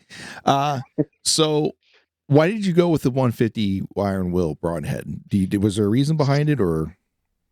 I like the iron will broadhead. I like the durability. They do have a warranty on them. Not if you're going to be shooting them into rocks, right. Unless but they do have a type of warranty on it. You can do the research and read. But I mostly wanted a heavier broadhead because I'm already shooting a kind of light arrow setup. With 100 grain broadheads, I was around 425 or 435 grains. Yeah. And so I wanted a little extra weight, especially shooting at such a large animal. Yeah. I wanted something that's going to have more weight if I hit a rib or the back of a shoulder to, get that finish and push through, get that kinetic energy that I need. Right. Okay. That's the biggest reason. In Ohio, I was shooting a light fast setup for whitetails. I think I can't remember exact weight, but I was shooting a 28-inch Maxima red with 100 grain broadheads, and I think 70-pound draws, and I was clocking in at 305, 310 feet per second, I think, is what we chronographed it at. Those arrows were cooking. Yeah, they were. They were freaking cooking. Especially your draw length. Because what is your draw length? 28 and a half inches. Yeah. I think hitting 300 at that. Yeah, that's cooking. Yeah, we were cooking with those, but it ended up biting me in the ass a little bit on a hunt. I put a shot right in the crease. You saw it. Of a shed buck in late January during archery season in Ohio. And where that arrow hit, that buck shouldn't have went more than 50 yards. It got dark. You had met up with me. We tracked that deer for 150, 200 yards. And when we walked up on him, he kind of put his head back up, which isn't a feeling you want. We were fortunate that he didn't go anywhere, and we were able to, get him taken care of. Right. And, get him to the processor. But where that initial arrow hit, it shouldn't have done what it did. The deer was absolutely broadside. I think what had happened when I shot was the deer buckled and back of the shoulder blade caught that arrow, and being so light and so fast knocked it off course, and I got one lung and liver. So it was not a palatable experience, and made me start to look at my arrow setup. Yeah, I understand that. I've been in those situations myself too. So, well, thanks for sharing that and kind of your history behind why you were looking at something else. So I also shoot the 150 iron will, and I know I like the heavier setup. The reason I went with 150 instead of like the 125 or that was because 150 is where the iron wheels jumped up into a stainless steel ferrule, and it wasn't like a titanium ferrule. There's nothing wrong with titanium. I just wanted steel. I've had my go with aluminum, and I'll tell you this: I have been aluminum. Almost every aluminum insert I've used on a lot of the arrows I've used here recently, I have bent. And I'm yet to bend a stainless steel one, right? Or if I have, I've hit something extremely hard. So I wanted stainless steel. And I have broken titanium broadheads. So and this is just from personal experience, I'm yet to break a stainless steel broadhead. I'm yet to do it. And I've hit some pretty hard stuff with the iron wheels during my practice because I'm an idiot and I like to shoot out beyond 100 yards. And, things happen there every now and again. I hit something hard and the broadhead holds up, but usually it's the insert that doesn't. And well, I could talk all day about this. I'm not going to, but that's the reason why I went with the 150 is because that's when it jumped up into the single. I'm sorry, not single bevel, because I do shoot single bevel too, but that's when I jumped up. That's when it jumps up into the stainless steel. Okay. But so bow wise, listen, I grew up like I'm the type of I'm a Michigan fan and in Ohio State, right? I live in the heart of the Buckeye country and I'm a Michigan fan. I'm the type of person apparently that has to go against the grain. And so I absolutely refused to shoot a Matthews bow. Not because they're not a good bow. None of that is because everybody and their brother where I grew up or where I live shot Matthews. And like, you got to get a Matthews. So me being the person I am, I went the opposite direction. I ended up going with a Bear. I loved that bow. As it was my first brand new bow that I purchased was a Bear bow. And I went from the Bear Truth to the Bear Carnage to the Bear Agenda to the Bear. And that was where I stopped, was the Agenda. And then I switched over to Elite for a while, shot Elite for a little bit. And then all of a sudden the Matthews comes out with the V3X. And I made a mistake and I went and shot it. And I looked at the guy, I said, go ahead and order me one. So I end up going with it's the Matthews V3X 33. It's a 33-inch axle to axle bow.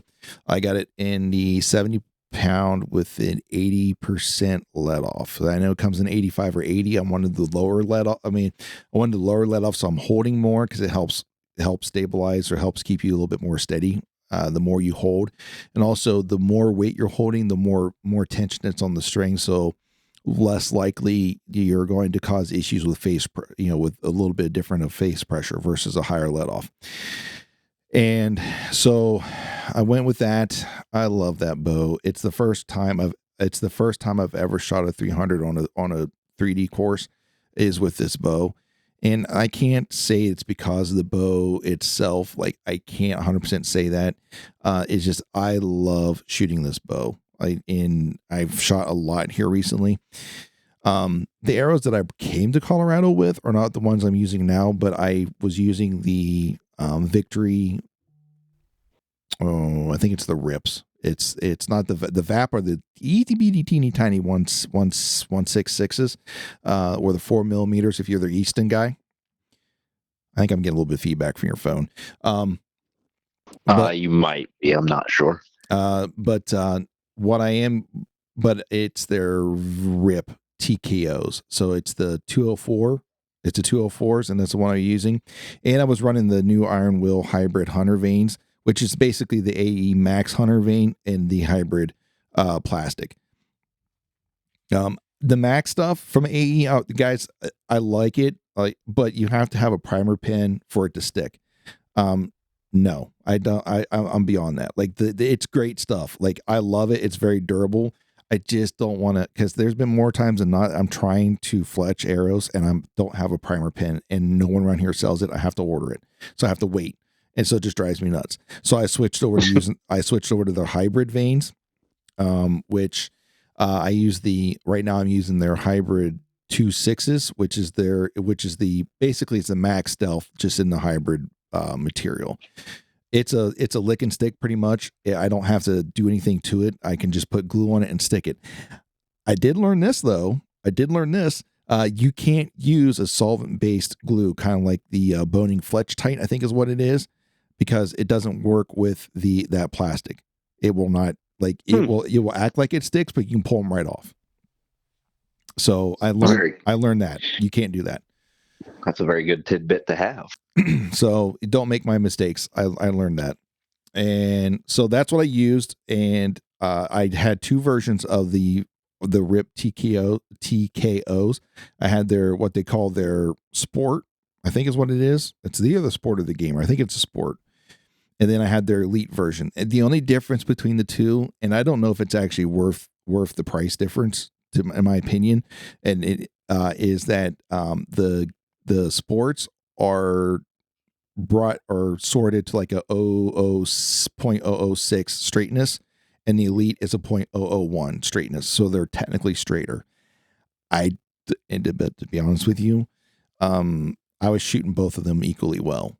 And the little trick to that was when you're building them, when you put them on, if you're going to build your own, put them on an arrow spinner, spin them, and see what side's wobbling. Cut that side off.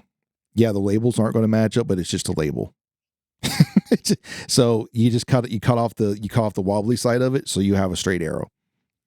Just some stuff that I learned along the way.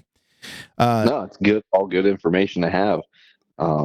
Anything you can do to improve your shot is best practice.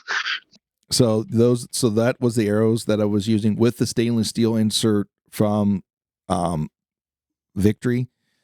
I'm not going to get in a pissing match with Victory Archery and sit here and talk crap about anything. I've just noticed that I have bent some of those inserts. And I'm glad the glue that I used this year, I was able to heat the insert up using a field point. Don't ever put heat directly on the carbon or directly on the insert. Put a field point in and apply heat to it.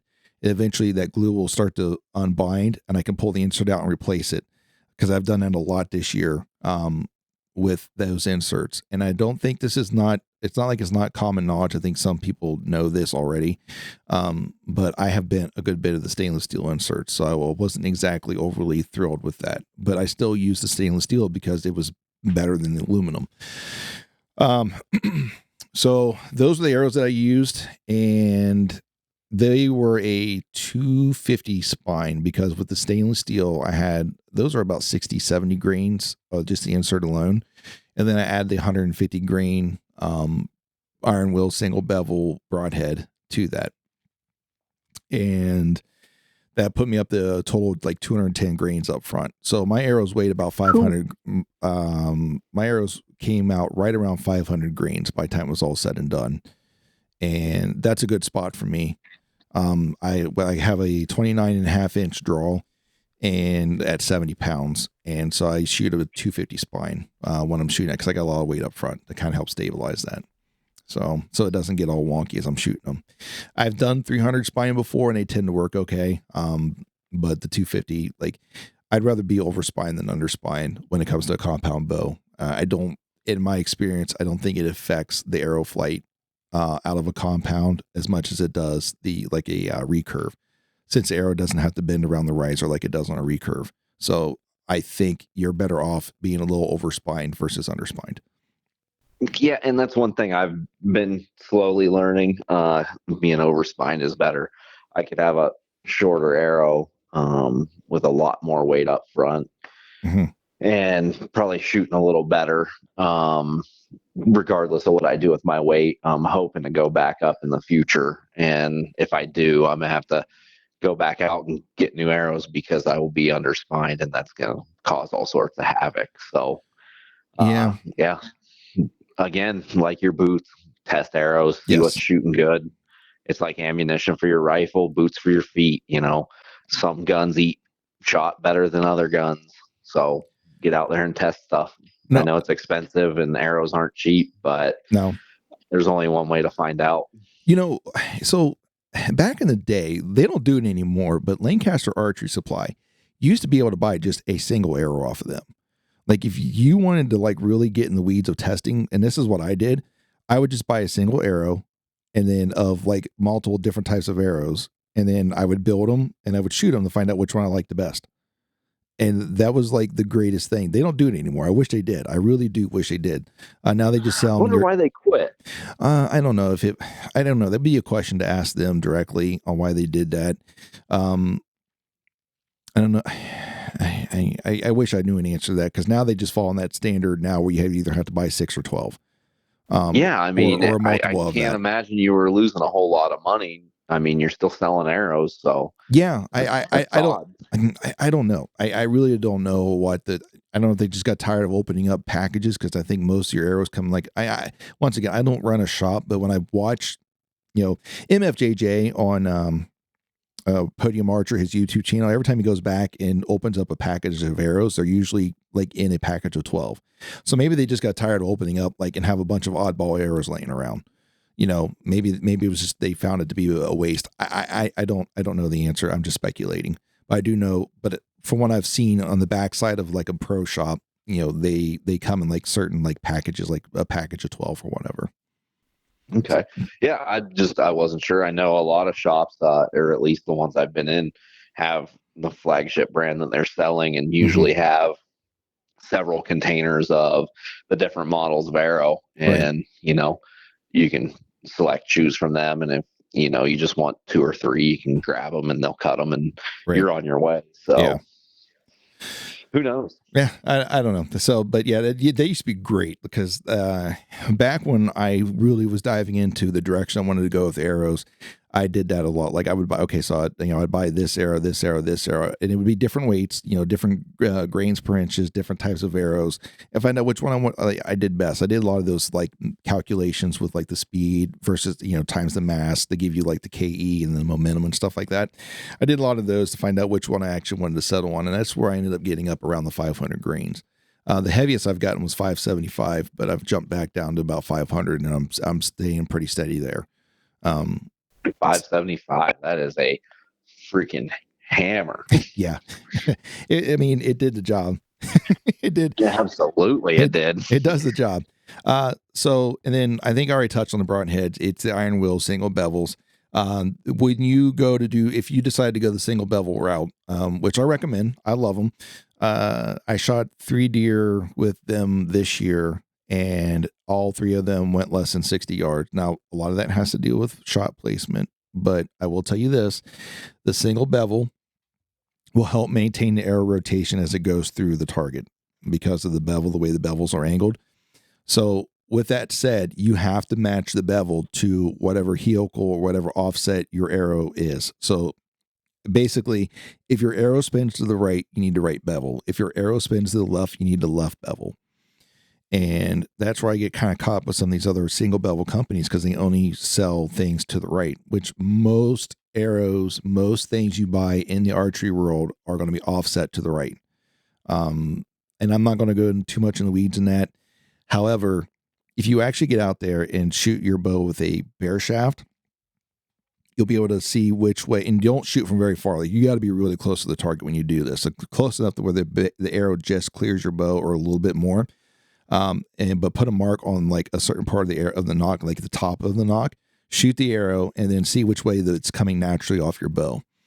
And if it wants to go to the right, do right helical or right offset, so you actually help that spin, because the quicker the arrow can get into a rotation, it's not technically a spin, you get it rotating, the quicker it can stabilize. The same thing is if it goes to the left, you want to do left helical or left offset. Now, you're going to hear people argue that it doesn't make that big of a difference, and it may very well not. But for my peace of mind and my confidence, I like to make sure that my arrows are spinning the way they want to naturally go. Just my 2 cents in this, because I believe the faster you can get the arrow to stabilize, the better off you are. Absolutely.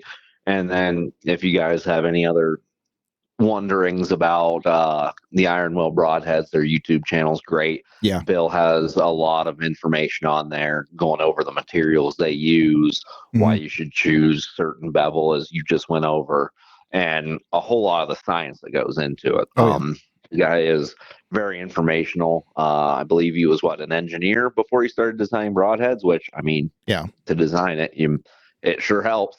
So Yeah, he's an engineer by trade, and he's a hunter by choice and by passion. And it's the same thing that most people do. Like he got tired of poor penetration in game. And that's why he's designed the arrowheads, the broadheads that he has, is that it's for max penetration. And I have zipped through, I can't tell you how many different animals, and I had the iron wheel single bevel when I shot the as you like to refer to, the dick and hand buck. And I ended up spining him, and it severed his spine. Like, it completely severed his spine. He hit the ground. Like, I didn't intentionally spine him. He dropped. I was sitting on the ground. He dropped, and he got it in the spine, and that was the end of his story. And I have shot other broadheads that weren't capable of doing that, and from a almost similar setup. So I think there is something to that single bevel rotation. It doesn't corkscrew. It does not go in and rotate as fast as the arrow was rotating. It's, you're looking at a 40 to, maybe a 40-degree rotation, maybe a little bit less. But it does rotate, and it adds a little bit more torque to like hard impacts such as bones, and apply a little bit more braking power to it. So that's just my 2 cents. I really like them, but quality heads, man. And they've done me well. They're a pain in the ass to sharpen because of what they're made out of, and they are pricey compared to some other broadheads out there. They are pretty expensive, but they're not a one and done. If with the proper techniques and the proper time, you can resharpen those, or if you just want to be wasteful and have the money, just buy the replacement blades like I do, because I haven't dove a whole lot into the whole sharpening aspect of them yet. I've tried to resharpen a set of broadheads I have here that aren't iron wheels, and it's been I pretty much just polished it. I didn't sharpen it at all. I pretty much just polished it. So I'm like, well, crap. Anyways. So yeah, that's I'm a bit of a nerd when it comes to sharpening. I took mine apart, at least my practice head, just to tune it up, just in case I needed it. It still wasn't factory sharp the way they came. Be very careful if you do get those heads. They come crisp and ready to cut. So, I did sharpen my practice head so it was ready to go in the off chance I needed it, but I do enjoy the sharpening process. One of these days, I think I'll get into it, because even the replacement blades aren't cheap. So no, they're not. I think you pay as much for the replacement blade as you do for like your typical pack of broadheads. Like if you would go into like a pro shop and you bought like Grim Reapers or Slick Tricks or something, you're going to pay that price. For 3 of those, you're going to pay the same price for just 3 of those replacement blades. When it comes to iron wheels, so they're not cheap. Yeah, and not even just the iron wheels. A lot of the other fixed blades and cut on contacts are great. It's a big thing to keep an eye out for. If you are shooting expandables back east or in the Midwest, you might be coming to a state that doesn't allow expandable mechanical broadheads. So keep that in mind. Yes. I think those states are few and far in between now. Even some of them, even some of the diehards have actually converted over to allow mechanicals. They are, but just keep an eye out. Certain states again have different regulations, so I can't attest to which ones still may or may not have those in place. But I know there for a while there were a lot of them, and a lot of them still aren't even allowed lighted knocks. So keep an eye on that too. Yeah. Oh well. I mean, it's their states, their laws. I understand that. Game recovery be damned, whatever. Well, that could be a whole nother topic, especially with drone recovery these days. And also, we could definitely have another topic about mechanicals versus fixed blades. I don't want to go down that weeds because I still shoot both. I favor, like, if my number one go-to is the fixed blade iron wheel single bevel, but I do still carry mechanicals with me. Not when I was out west, but I do still carry them. Yeah, they're a good tool to have in the bag. A lot of blood, real quick. Oh yeah. Well, Okay, since you brought it up. All right, so last doe I shot. And that's like the number one thing people say about broadheads, about the mechanicals, is the blood that it leaves, or the blood trail you get. Let me at least typically. let me explain this. So the doe I just shot, the one I just picked back up. If there wasn't snow on the ground, you probably wasn't going to find a whole lot of blood because it was a lot of spray. There wasn't a whole lot that made it sway like a whole. I mean, there was spots where you would have found blood, but the snow really, like a lot of it was just this really fine spray. I've had this happen to me multiple times with a mechanical head on deer, also in the snow. That if it wasn't for the snow, you probably wouldn't have seen much blood. And I've also shot fixed blades to where it was trying to think. Well, let's say even you could have followed it because I know you're colorblind.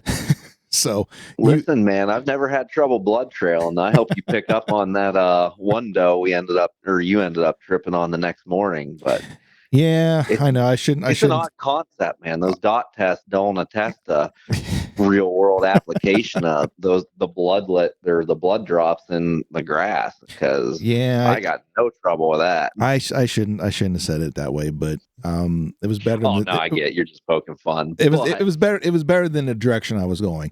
But yeah, I can see where you're coming from. I know I've had the same thing with mechanicals. I guess one of the questions is, were you in a tree stand? And I know you're shooting some heavier arrows. So were you in a tree stand? Did it pass through? So the doe, are you talking about this last doe? Yep. Yeah. Oh no, I was actually in a ground blind. Yeah, I passed through. Okay. See, I was just wondering, sometimes you hit that higher area of the lungs with the angle you're at. And if you don't get a pass through, you're going to get that blowout. Yeah. I was just curious, for, I guess, my own pure curiosity. No, it was a pass through. It was a little bit higher on it, but it was slightly downhill too, because I was up a little bit higher than them, the way that hill angled down. So it was, but with the impact, it was a little bit higher. And it exited probably, if you're going to cut the deer in two hemispheres, like, north and south, it probably exited just south of that equator, I guess you would call it. So, okay. But yeah, no, she didn't go very far. I watched her fall over, so I knew exactly where she was. But if I had the blood trail, it would have took me a minute, because it was just very fine spray. And I just say that, guys, blood trails, and Ranch Fairy talks a lot about this. I know Ranch Fairy gets a lot of heat because he's a very big proponent of very heavy arrows, following the 1-3 ratio of broadheads. But he's right. Blood trails are not guaranteed. Nope. There are times when there are times you hit something that you have what you thought was a bad hit that actually hit something good, and they bleed like none other. And then there's some where you pinwheel this deer or animal, whatever you're after, and they barely bleed. So it's very. I can 100% attest to that with a shotgun and a bow. I had two separate occasions, or one separate occasion with a bow and one with the shotgun. You helped me track the one doe. I put a shot on her. She was about 40 yards, and it was with a fixed blade. She bled, and I'd never seen so much blood in my life, to be completely honest, on the ground. And we unfortunately never found her. And I had a similar situation with a shotgun slug. And that thing, I mean, even the guys I was with that season could not believe that deer, I mean, he may have expired somewhere, but nowhere that we found. We spent 3 days looking for that deer and then some. And just, it's amazing how tough they are and how much blood they can produce from different areas. And how little they'll produce from, a double lung. Yeah, they're going to spray, because as they exhale or inhale, I'm not sure which it is, but it's going to come out of those holes. So. Right. Yeah. So it's very unpredictable in that. And but this year I was very lucky. I didn't have to do a whole lot of blood trailing. They all died, not far from where I had shot them. Even the buck I shot, he didn't go very far. I literally Good walked. problem to have. Yeah, I literally walked over the rise of the hill where he, because he was on my side, he ran up over the top, down back over the other side, and that's the last I seen him. He didn't that actually where I last seen him at was he was probably about 10 yards from that where he piled up. So, yes, shot placement has something to do with that, but once again, that's the broadheads. That was the Iron Will broadheads. They are a fixed blade. They're not a very big fixed blade, which I think I'm going to switch over to the wides next year. Not because I didn't have much success. Once again, on board. But I think I'm going to switch over I think I'm going to try the wide single bevels next year. You can't quit dabbling, can you? No, I can't, and I just can't help it. Hey, if it's fun, it's fun. I mean, so that's pretty much so we talked about our packs, our shelters, our clothing, our bows, our arrows, our broadheads. The only thing that we're really similar on was our broadheads. Outside of that, we've been very kind of different angles on this.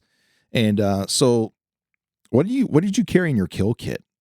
If we were successful, what did you have? God, that's a mess. Do you want me to start then? Well, yeah, I'll let you start. I know what I have. I'll narrow it down to the bare skimpy. It's just a mess because I have my kill kit and there's some just miscellaneous items mixed into the kill kit because of spatial issues. Gotcha. All right. Well, so for my kill kit, I have the Caribou Gear High Country Predator I think it's High Country Predator bags. So they will only hold boned out meat when it comes to an elk. But it's a small package of game bags. I like those. And I keep a sharpener. I got a work sharp, little sharpener I keep in my kit to kind of help, keep the blade sharp as you're working. I had a little ground tarp, so you could have that to set, quarters on to keep them from getting too much dirt on them. And what else do I have? I usually keep a spare, tiny headlamp just in case. I worked as a cop and I will not be caught without a flashlight. I will have some type of light, and I think that's my fear. So I pack my fears, and I have multiple headlamps with me because I will not be caught without one, especially at night. And because it could be a bad feeling. But so I have that, and I splurged this year on a knife. I fell into the whole coolness of Montana Knife Company, and I have heckled them all year last year to release or do another drop of their Blaze Orange Stoned Goat knife, which is a really lightweight, paracord wrapped knife. Love this thing, super sharp. But I kept hounding them because they kept doing drops. They wouldn't drop it. And well, finally they did this Hunter's Orange Friday to kind of be their thing of Black Friday, back before hunting season came in. And sure enough, that dropped, and I had to be the first one to have it in my cart as soon as it did, because I was waiting. I was I'm getting this knife because I've been hounding them for. If you go on their Instagram posts and stuff, follow them, you're going to see Country Fried Outdoors, and it's me. All right, that's great. How about the Orange Stone Goat now? I literally was hounding them, and they responded back to me. Cool looking knife too. Yeah, it is. It is a cool little knife. And that's where I'm gonna leave it. And I had a very simple kill kit. I didn't come with a whole lot of stuff. Paracord, lots and lots of paracord. Because you don't know. I mean, paracord's so versatile, but mostly the paracord was going to be to help tie up the quarters once we got them off the animal. So, but yeah, that was pretty much about it. I had a pretty slicked down kill kit. I kept my tags in there too, just in case, but that was it. Yeah, you always got to have a home for those so you know where they are. Yeah. You don't want somewhere you're going to be getting them out, putting them back in, and end up losing your tag, and then Mr. Green Jeans catches you with your pants down, and I lost it in the woods. Yeah, I bet you freaking did, mister. Well, that's what's nice about Ohio is that we allow for you to have an electronic copy of it. And most of my tags are on the Ohio Hunt app now anyways. So oh man, that's awesome that they've gotten that innovative. And can you run that and get your reference number for your tag off of that? Oh yeah, oh yeah, and I can also get your Oh, good. confirmation. You can get your confirmation code too through the app. Like you can do everything in that app, and it saves it on there. So, yeah, Good. it's cool. And Good. Yeah. As someone who usually is for less regulation, I feel like Colorado is a little loosey goosey as far as tag systems, as far as deer and elk are concerned. right, Uh, I'm not going to go into depth. If you guys have been here, you know. But it's basically the honor system, depending on where you're hunting, right. and I don't like that. I'm a forward, honest fella. I keep my stuff neat and I play by the rules. But it could be very easy not to, and I'll Yeah, leave it at that. yeah. Let's leave it at that because you definitely don't want to get caught. And I think, honestly, I think that's why most of the times their penalties are as stiff as they are is because of the. I'll be honest with you, they're kind of hard to enforce rules. Not It because is. It's a big country with very few people monitoring it. Um, and it's tough. It's a tough job that they have. And I get it. And I want to make it as easy for them and make it as easy for me when I see them. But yeah, just play by the rules, guys. Don't ruin it for everybody. There's already enough stuff out there trying to get our lifestyle and our passion taken away. right. Just play by the rules. Absolutely. So, what about you? What was your kill kit? So my kill kit, I'll start like you did with the game bags. I've been running 2 packs of the Alaskan game bags I've had since 2018. Yep. Have yet to leave the package.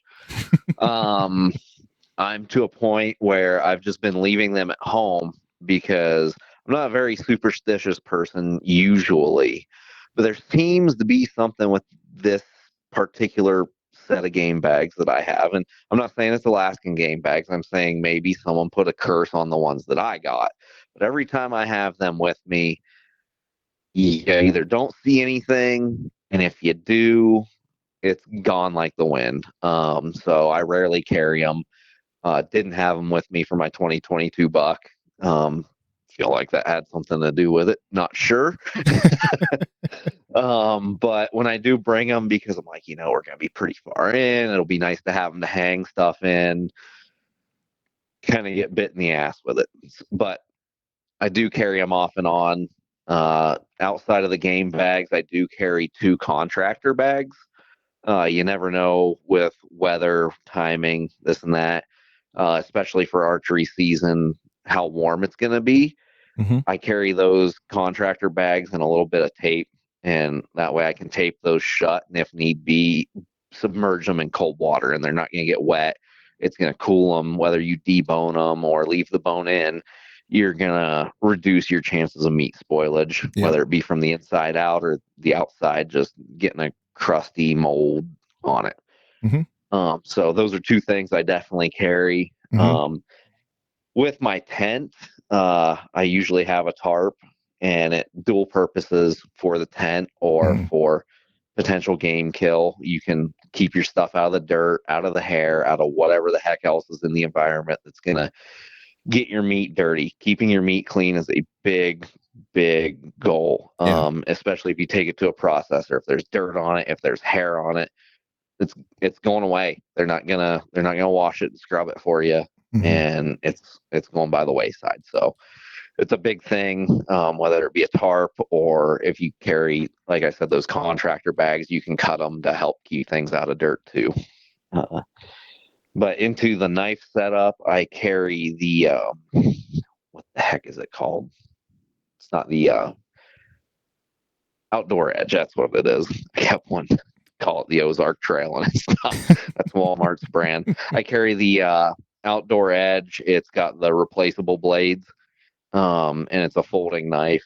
Some people prefer a knife that doesn't fold because you're getting into fat. It does get a little stiff and causes issues. Mm-hmm. I personally just like a folding knife. That way, when I'm done cutting a piece, I can close it. And if I don't put it back in my pocket and I set it somewhere, I don't have to worry about someone stepping on it or putting their hand on it and getting cut wide open. Yeah. Outdoor injuries, knife cuts, and food related, cooking food related things or what send people home pretty quick. Yeah. So I like the versatility, I suppose. That's probably not the right word, but that's where I'm at right now of the folding knife. Gotcha. It does kind of turn into a pain in the ass if you get a really fatty animal and it's really cold, but I don't have too much concern with it with archery season. Now, as someone who said they like to sharpen things,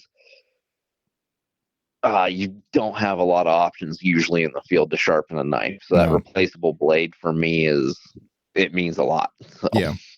makes it a lot easier. And most of the rest of the stuff is relative to yours. Definitely have paracord at all times. Yes.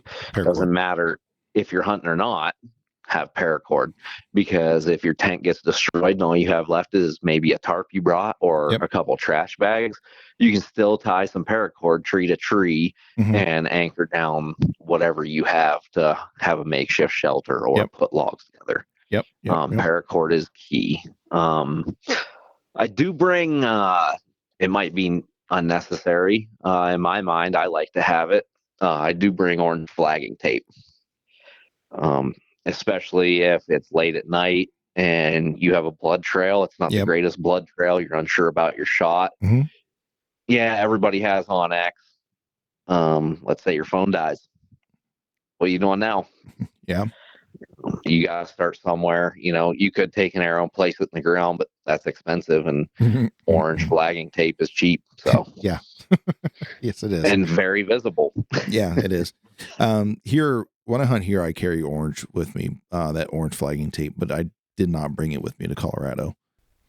A big thing with me, I know you're tired. I know you're exhausted.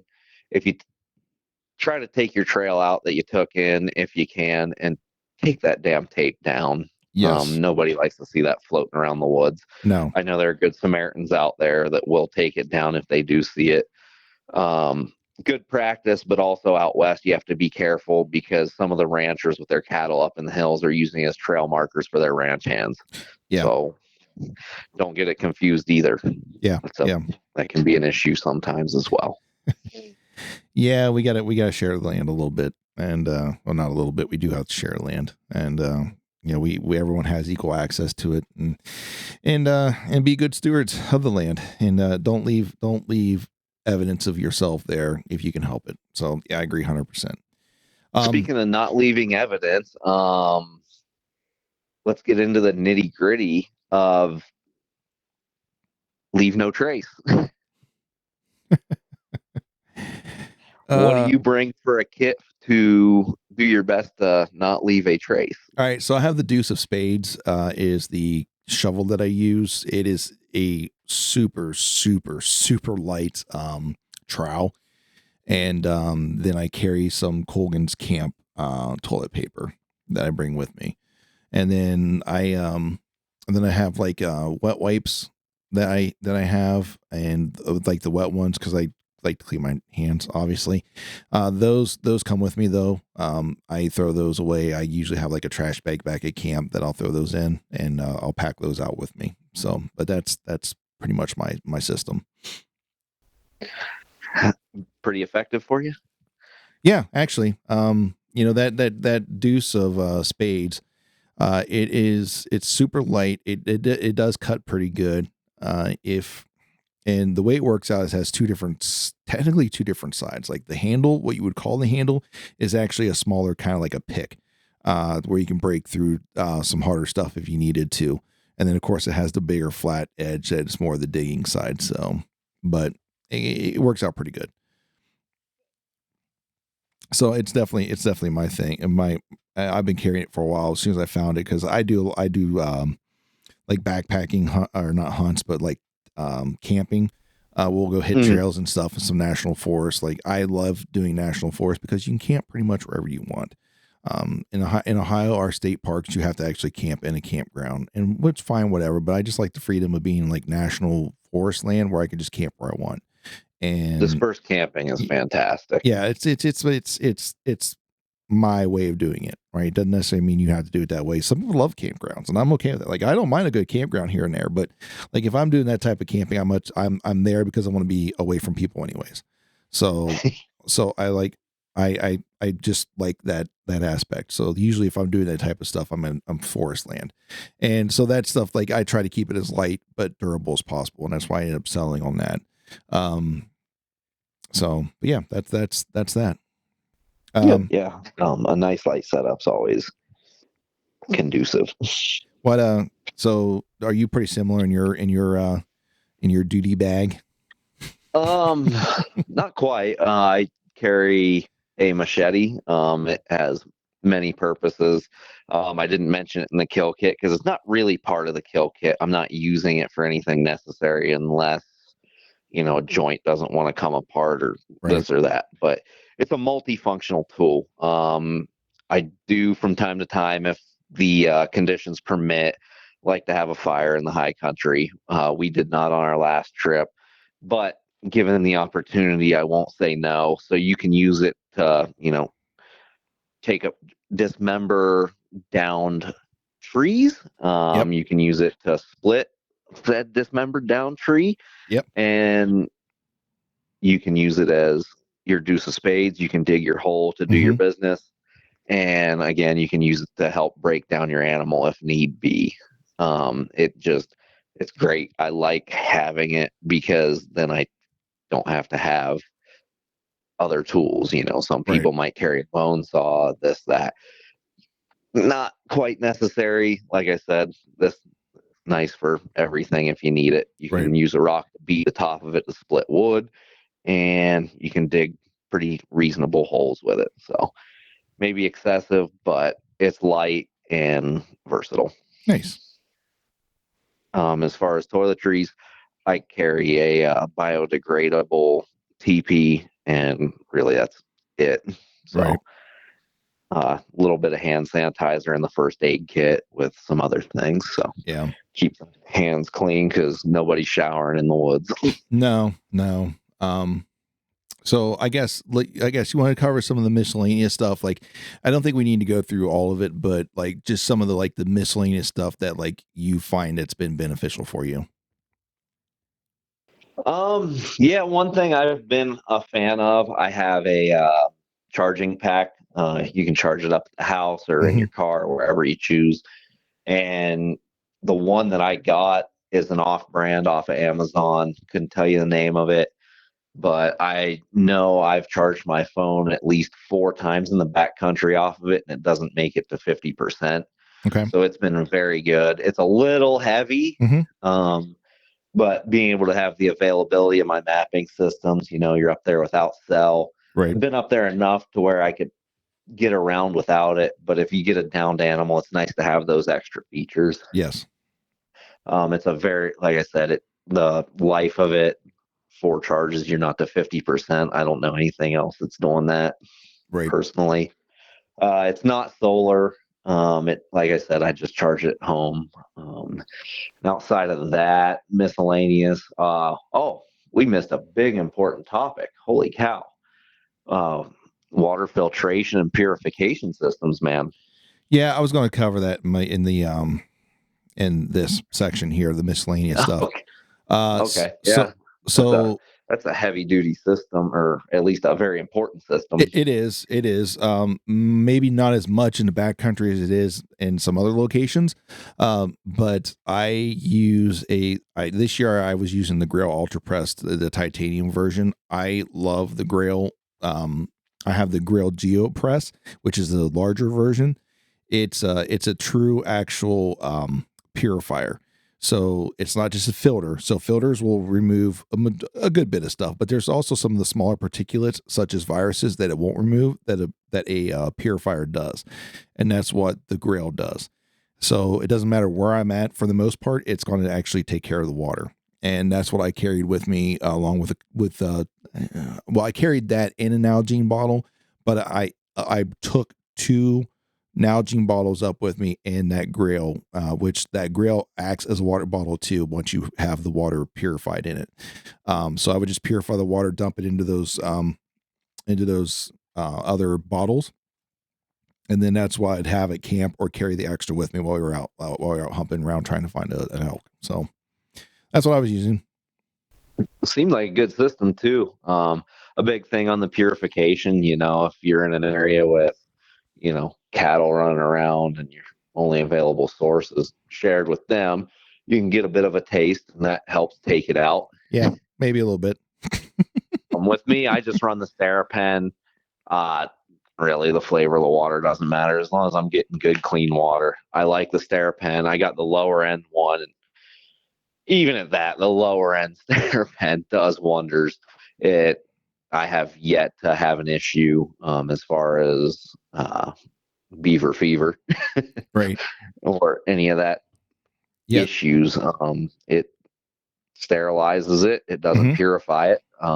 Like I said, if you're sharing water with animals around, you're still gonna maybe get a funk, and it's not even that much of one if we're all being honest. But you can tell you can definitely tell. But I'm still not going to change my system. I love it. I love the Steripen. Right. It's light. It weighs nothing. It takes 4 AA batteries, and it takes less than a minute to get that water cleared up. Yeah. And it'll do, with 1 click, it'll do half a liter. With 2 clicks, it'll do a full liter. I carry 2 Nalgene bottles, so there's 2 full liters of water. Yeah. Just under. 1 liter is about relative to 33 ounces. So Nalgene's running 32. And so you've got, a quarter to half a gallon of water for the day in less than 2 minutes. Yeah. And so, but with that grill, going back to that real quick, that actually was my cook pot too. And that's why I went with the titaniums, because the outer, what you technically would collect the dirty water in, doubles as a cook pot. So there's that too. Yeah. Helps save some space and some weight there. Yeah. Maybe not a whole lot. If you're going with the titanium stuff, I get that. You're just kind of, splitting hairs. I get that, but it did save a little bit of extra space and stuff, because I had to carry an extra cook pot with me. Yeah, definitely. But basically, when it comes to miscellaneous stuff, like, you're going with some type of cook system. I was using the Soto Windmaster. That was my stove that I used with it. It uses the isopropyl tank, or isopropyl alcohol, or isopropyl fuel. It's similar to like the jet boils and things like that. And they all kind of work about the same. But they use that to heat the water, for to rehydrate, or I guess you would call rehydrate the food that we had, because I came up with a lot of freeze dried meals and things. So, what were you were using? What, you had a jet boil, right? Yeah, this year I had the jet boil. The years past I'd been running an Optimus, and the seal ended up failing on it a lot sooner than I thought it would. So that was a little disappointing. Probably won't get another one of those. Yeah. I was actually sitting in the duck blind trying to heat up some water to make some instant coffee, and all of a sudden there are flames shooting out around the side of the stove. That's not good. No, especially when you're running a tank like that, you can run into other issues. Right. And especially if it's warmer out, and you're in a fire ban, and you're trying to run a controlled gas with a controlled flame. Yeah. That's not very controlled. No, so, it's not. We took a little extra money and went with the jet boil this year, and I like it so far. Mm-hmm. I'll see what the seal does. I actually used mine again this morning on a duck hunt, and used it on all my elk hunts as of late. So yeah, I like it, jet boils. They get after it. Having those fins on the bottom of the cup to they do heat the water definitely makes a difference compared to setting that pot on top of the stove there. Yeah, if you definitely gets it there. If you are a backcountry chef and you like I simmer this, don't get a jet boil, because it's one speed and that's fast. There's no simmer, it's boil and boil. There's some other ones out there that you can control the heat a little bit better than what you can with a jet boil.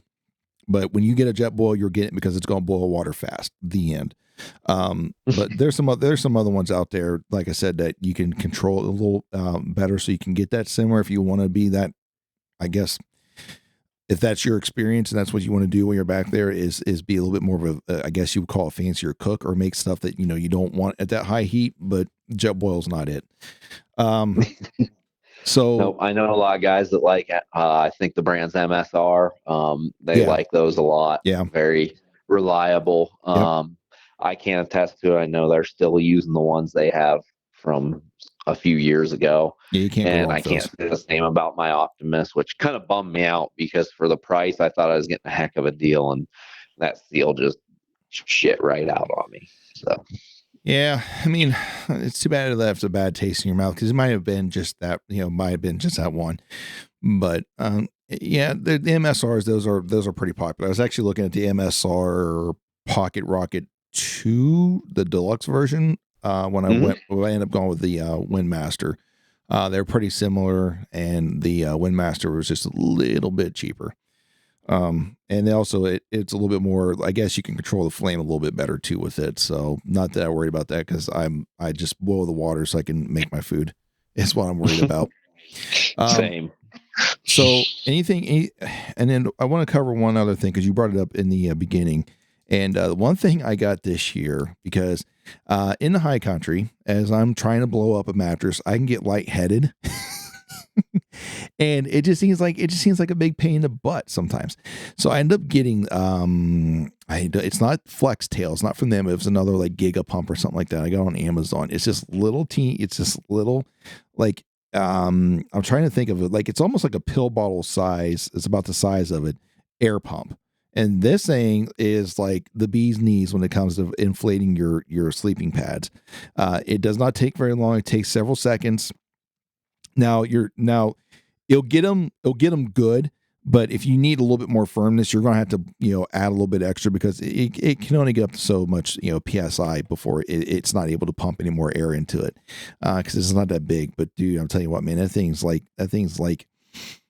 I'm trying to think of something that's not offensive to say about it. It's that thing runs, man, and it will blow up a mattress very quickly, and it will save you the embarrassment of passing out in the high country. And you got to use it too, didn't you? Yeah. It came with multiple tips for different pads. As we talked about earlier, we both had different sleeping pads, and yeah, it worked great. I did have to put the couple extra breaths in for my preferred firmness. Right. I'm a side sleeper as you are, and so anything I can get to get my elbows and ribs off the dirt helps. So yeah, it worked fantastic. Saved a lot of time and a lot of huffing and puffing. And I've also heard that those are good for fires, like especially if you have if you have like a stove, like a stove induction fan going. Yeah. So they're good to help get the fires going pretty good too. No, I haven't tried that yet, but have to maybe if I get the wood stove, my backpacking stove out, try it, see how well it does. Yeah. And I know we haven't touched on, food yet, but there's so many options out there, guys. It's player's choice at this point. It is. You can't go wrong with what you get. We keep it light. I go with Mountain House. Yep. I know you went with a few different brands. I think you had Mountain House, Peak, and another brand. Yep. And so, I mean, really, you could spend all day getting into the stuff that's out there as far as dehydrated meals. And it's just basically what you want, what you want to spend, sodium content, flavor. I mean, it's insane what's out there nowadays. And yes. And even looking at doing your own now too. Like you can get the Harvest Right or Harvest Fresh or whatever they are, freeze dryers for your house, and just make your own. I've almost, I'm like, but they're pretty pricey to get one. But I mean, in the long run, the money you save. I mean, I'm gonna just keep spending $10-11 a meal, whatever. I'm fine with that. Yeah, me too. To be honest with you. I do enough processing and enough other things on my own to take care of the end at the house. I'm going to be lazy about it because I like the flavors that I can get from Mountain House and Peak and all the other guys out there. So one thing I do like to bring as a sweet treat, just for again that positive mental attitude and just a morale boost. Thank you for doing. To bring some Sour Patch Kids, man. Yeah, thank you for doing that because I really didn't. I was like, hey, can I get some of the Sour Patch Kids off of you? I think it's going to add to my list of things to make sure I grab. It's like some type of a sweet treat, and Sour Patch Kids I think was spot on. You and I. Oh man, they're great. They give you that little endorphin rush of that sour, and then again, as the commercial says, but you can do.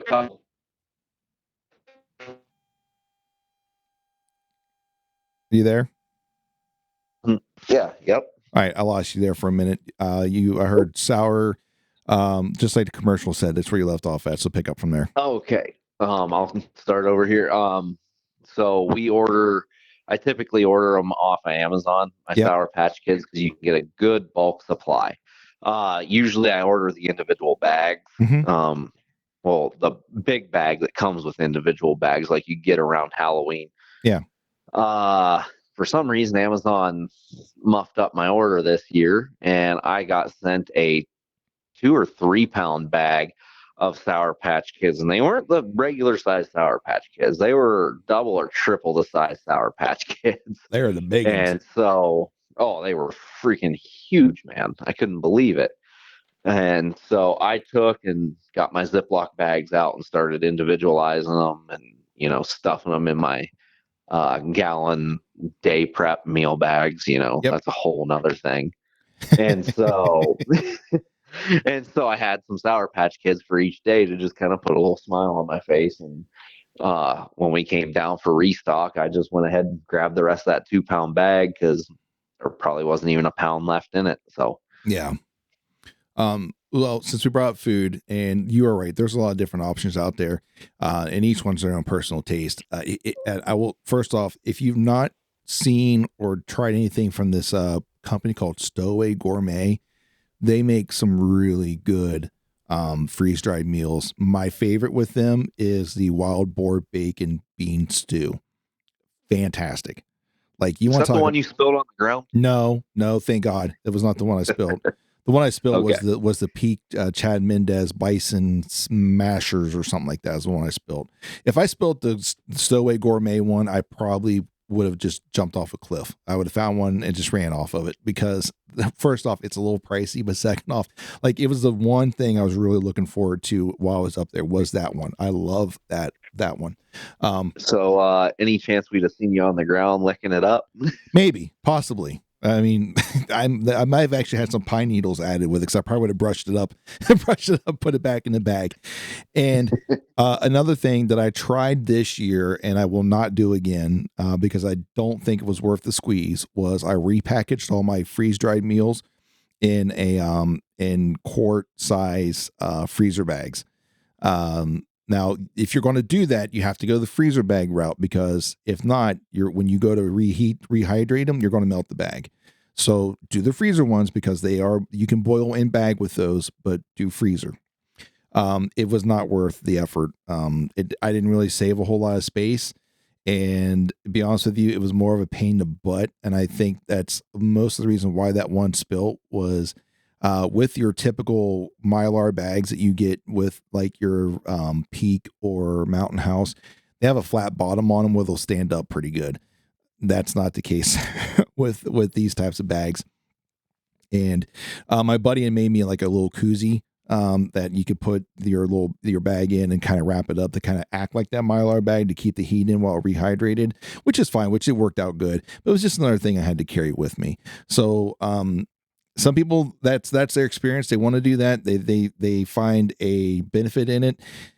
For a week trip that we had, plus which the week trip turned into a few days with a restock, it really wasn't worth my time and effort to do that because I really didn't save a whole lot of weight doing that. There was a little bit of weight savings. Don't get me wrong, there was a little bit, but just the overall hassle of trying to rehydrate it the way that I was doing it just wasn't worth it to me. So I'll just stick to the original packaging next time. Noted. I was curious about that. I know there were a couple nights you were a little struggling with it, and the fact that you had to find something to prop it against or just carry around for 15, 20 minutes. Right. Where you could chow down. Yeah. So it definitely wasn't worth the squeeze. I would not do that again. But that's just me. Like I said, I'll just stick to the original packaging. Thank you, Mountain House, for what you guys already do. There's some things you gotta leave to the professionals. Yeah, and obviously I'm not one. Is there anything else you need? Anything else you want to cover? I mean, we covered a lot of stuff, and anything else? I mean, everything we've covered so far, excuse me, obviously is subjective. And I think anything else that we cover from this point is going to be even more subjective. So It is. One thing that isn't though, I do carry a water bladder. It carries 3 liters. I love it. But a lot of people, especially when you're putting as much stuff in your pack as we are and other people are for backcountry hunts, is you run the risk of that bladder blowing out, whether it be at the fill port or where your tube connects, and that can be a real problem. Yeah. I watched it happen. I fortunately haven't had it happen to me. I personally I'll take a trash bag out from under the sink once my bladder's filled and I have my straw screwed into where it belongs. I will throw that in the trash bag and then stuff down in the pack in the insert where it belongs. That way, if it does blow out, it's going to be contained in a plastic liner and I can just pull it out and get it out of my pack, and my sleeping bag, my extra gear isn't soaking freaking wet. It doesn't have to be a trash bag. I prefer it because I know it's not going to be a grocery bag that's potentially full of holes. And here in Colorado, now plastic grocery bags are outlawed. So we're limited to what we're limited to. You could use a right. gallon Ziploc bag. You can use whatever you'd like. But I prefer a trash bag because it's got space and it's not going to overflow. So it's just something to be cautious about. Yeah, I'm glad you brought up the bladder because I didn't bring one and I have my reasons for it. But just the ease of getting a drink while you're hiking, because if I wanted a drink, I either had to rely on you to grab my bottle for me, or I had to stop, take my pack off and grab the bottle, or I could sometimes be able to reach back, grab it and then drink from it, but I couldn't for the life of me with the pack on, get it back into the holder. And that could be the design of the holder of the pack. I know EXO has more of like a 45-degree angle on theirs just for that reason. I get that, but I definitely seen the benefit of having the bladder for the pack in and the pack out. Just so I didn't have to stop as much to get water, but also sometimes those breaks were nice to have to stop and get the pack off anyways. Yeah, it's always nice to just have a minute to just kind of have a sigh of relief. Yeah. Well, my friend, this is actually going to be probably the longest podcast we've done. We are approaching 2.5 hours of talk time. We could probably take out about 5 minutes of that when I do my editing because of the dogs barking and having to restart because I lost you there. But anyways, we are approaching about 2.5 hours. Is there anything else that you think is pertinent for us to cover right now? We could get in the weeds on a lot of things. One thing we didn't touch on was a first aid kit. I feel like that's a bit pertinent to have, and maybe we should have hit on that a little earlier. As said before, if you guys have read the Meat Eater book for outdoor survival, cooking injuries take people out of the game quick. Game processing injuries take you out of the game quick. If you have a first aid kit, if it's not severe, or if you have someone that knows what they're doing that can sterilize whatever happened, that first aid kit is going to save your life. First aid kit, tourniquet, even if it's a belt, be prepared for accidents. We were going to touch on things that we don't have in our packs anymore. I don't carry bear spray. Colorado, we don't have grizzly bears. There's no need for freaking bear spray. Where we hunt, those bears are getting hunted. They're going to be skittish. Right. You can read all you want to avoid conflict with mama black bear, back away, stand tall, all that stuff. Right. It's effective. Yep.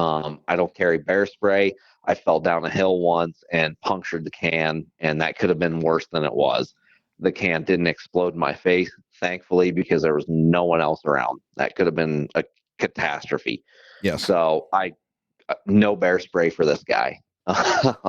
But outside of that, I think that's all I have. Yeah, I'm glad you brought up first aid kit because that's one of the things I slimmed. I actually I carry one still, but I slimmed it down a lot because I used to carry like a lot of stuff with it. Now, if I was going like the trip you and I had, I don't think I needed as much as what say like I go in the back like float plane in Canada. Like you might need more stuff there. Tourniquets are a great idea. There's a lot of lightweight versions out there, but to be honest with you, if you know if you can tie if you can work with an improvised one, which there's a lot of things you can use to improvise a tourniquet, you should be fine. The last thing I think that everyone probably should have on them, and this is a big one, is some type of satellite communicator so that you can get help to you as fast as possible, even when there is no service. So there's a lot of options out there. It looks like Motorola has a new one to the market that is going to be a competitor to the Garmin InReach at a much smaller cost. So it's new to market, so you might want to look into that a little bit, do some reviews. But Garmin InReach tends to be like the gold standard along with Spot and a few others. But Motorola is coming with a player, but absolutely have that with you. I have a little bit of background when it comes to critical injury first aid, or tactical or tac medic stuff. There are very few injuries where you actually are going to need a tourniquet. And for most instances, people put a tourniquet on things that don't need a tourniquet because it's not technically an arterial bleed. They just see a little bit of blood and they go to put a tourniquet on. You don't really need a tourniquet for that. Just pack the wound with what you have and apply pressure for at least 3 minutes. But that's neither here nor there. Obviously, I just told you that, but please make sure you talk to a medical professional and get or be fully trained in the things that we're talking about, and don't just take my word for it. But the tourniquets are nice. Like I said, there are some lightweight versions out there. But if you can learn to tie an improvised one while you're in the backcountry, I think you'll be just fine. Especially, and touching on the, sorry, I don't mean to cut you off, but touching on the tourniquet thing, archery season can get hectic. Yep. That bull is just bucking. He's coming in. Mm-hmm. Things are getting crazy. You've got an arrow knock. Next thing you know, you're down. That arrow's through something you don't want to be. Yeah. And, it's good to have somebody that knows what to do. Right. And like you said, sometimes a little bit of blood looks like a lot of blood. Just try and know where your arteries are as well. It doesn't hurt to know the anatomy of the human body. Yeah, know those. Know what a good arterial bleed is. So I will say this: like, there are a lot of companies out there that do this type of training. Like, Stop the Bleed is like a free training, or was a free training.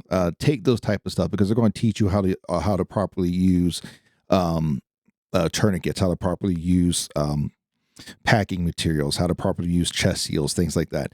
Get the training, because that's the best way for you to be able to prevent or help yourself in those situations to actually be properly trained, because you can cause just as much, if not more, damage by improperly using one of those tools.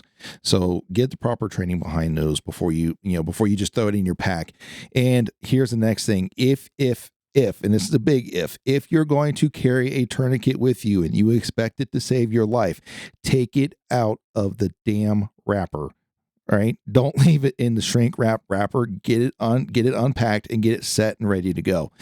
Because that's just precious time that you're wasting to get that thing up and ready. So, but like I said, this is Sean Smith talking. Yes, I am certified to teach these type of topics, but I want you to make sure you go and actually get a full-on course and don't just listen to what I'm telling you, but get a full-on course and know how to operate and use these things. So,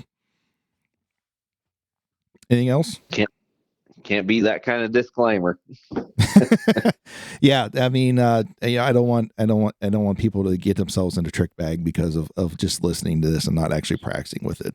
But I will say, no, just because you can sew a pillow doesn't mean you can sew a flesh wound. Yeah, and trust me, and I cannot stress what I just said, the last bit of that. Like, get those stupid things out of the wrappers and get them set and ready to go, because you don't have much time. In the event that you actually truly do have an arterial bleed that is life threatening, you do not have much time before you become ineffective because of blood loss. So just throwing it out there, get it ready, know how to use it, know how to save you and the person next to you.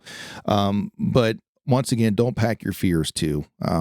Like I said, if I was going to do a float trip in not Canada, but Alaska, where, there's nobody around, I'd probably be more apt to pack a little bit more of those materials with me than I would say like the hunt that you and I did, because I've got enough knowledge and skill to where I can improvise something enough to get us out and get the help. You know what I mean? Absolutely. And another thing that is very pertinent that goes along with the first aid in these situations is communication. You know, if it's just the two of you, three of you, it doesn't matter. If you guys are Right. splitting up, communication is key. You're not going to have cell service back there. If you designate a meet point, do your best to get there at a relative time. Now, I understand you get on an animal, things change. That can happen.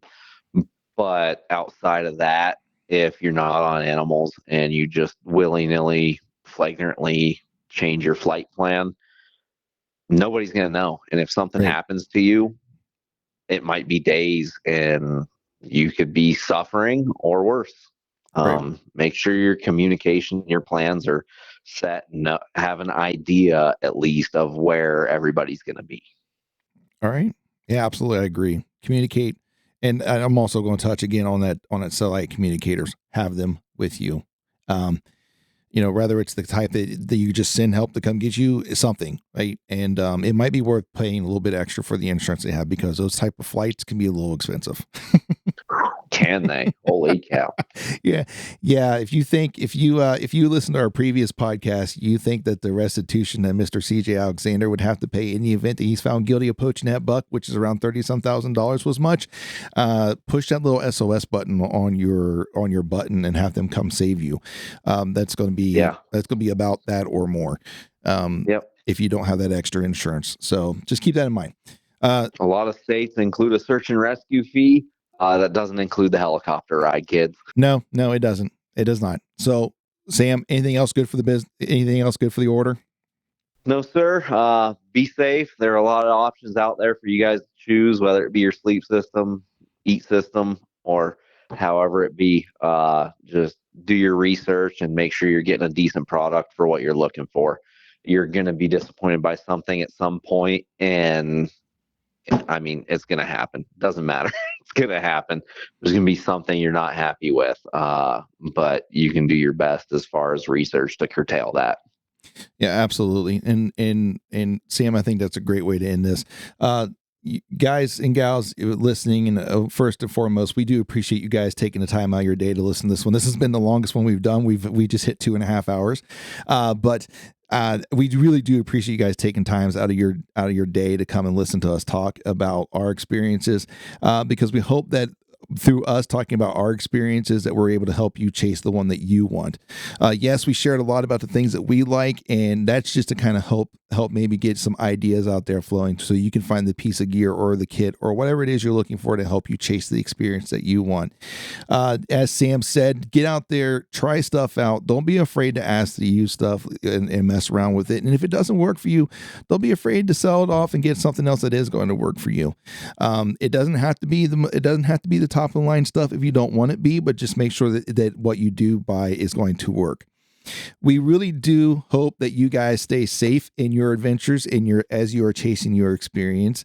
And if you want to know more about us or connect with us, make sure you check us out on Instagram at Country Fried Outdoors. That is spelled with a K.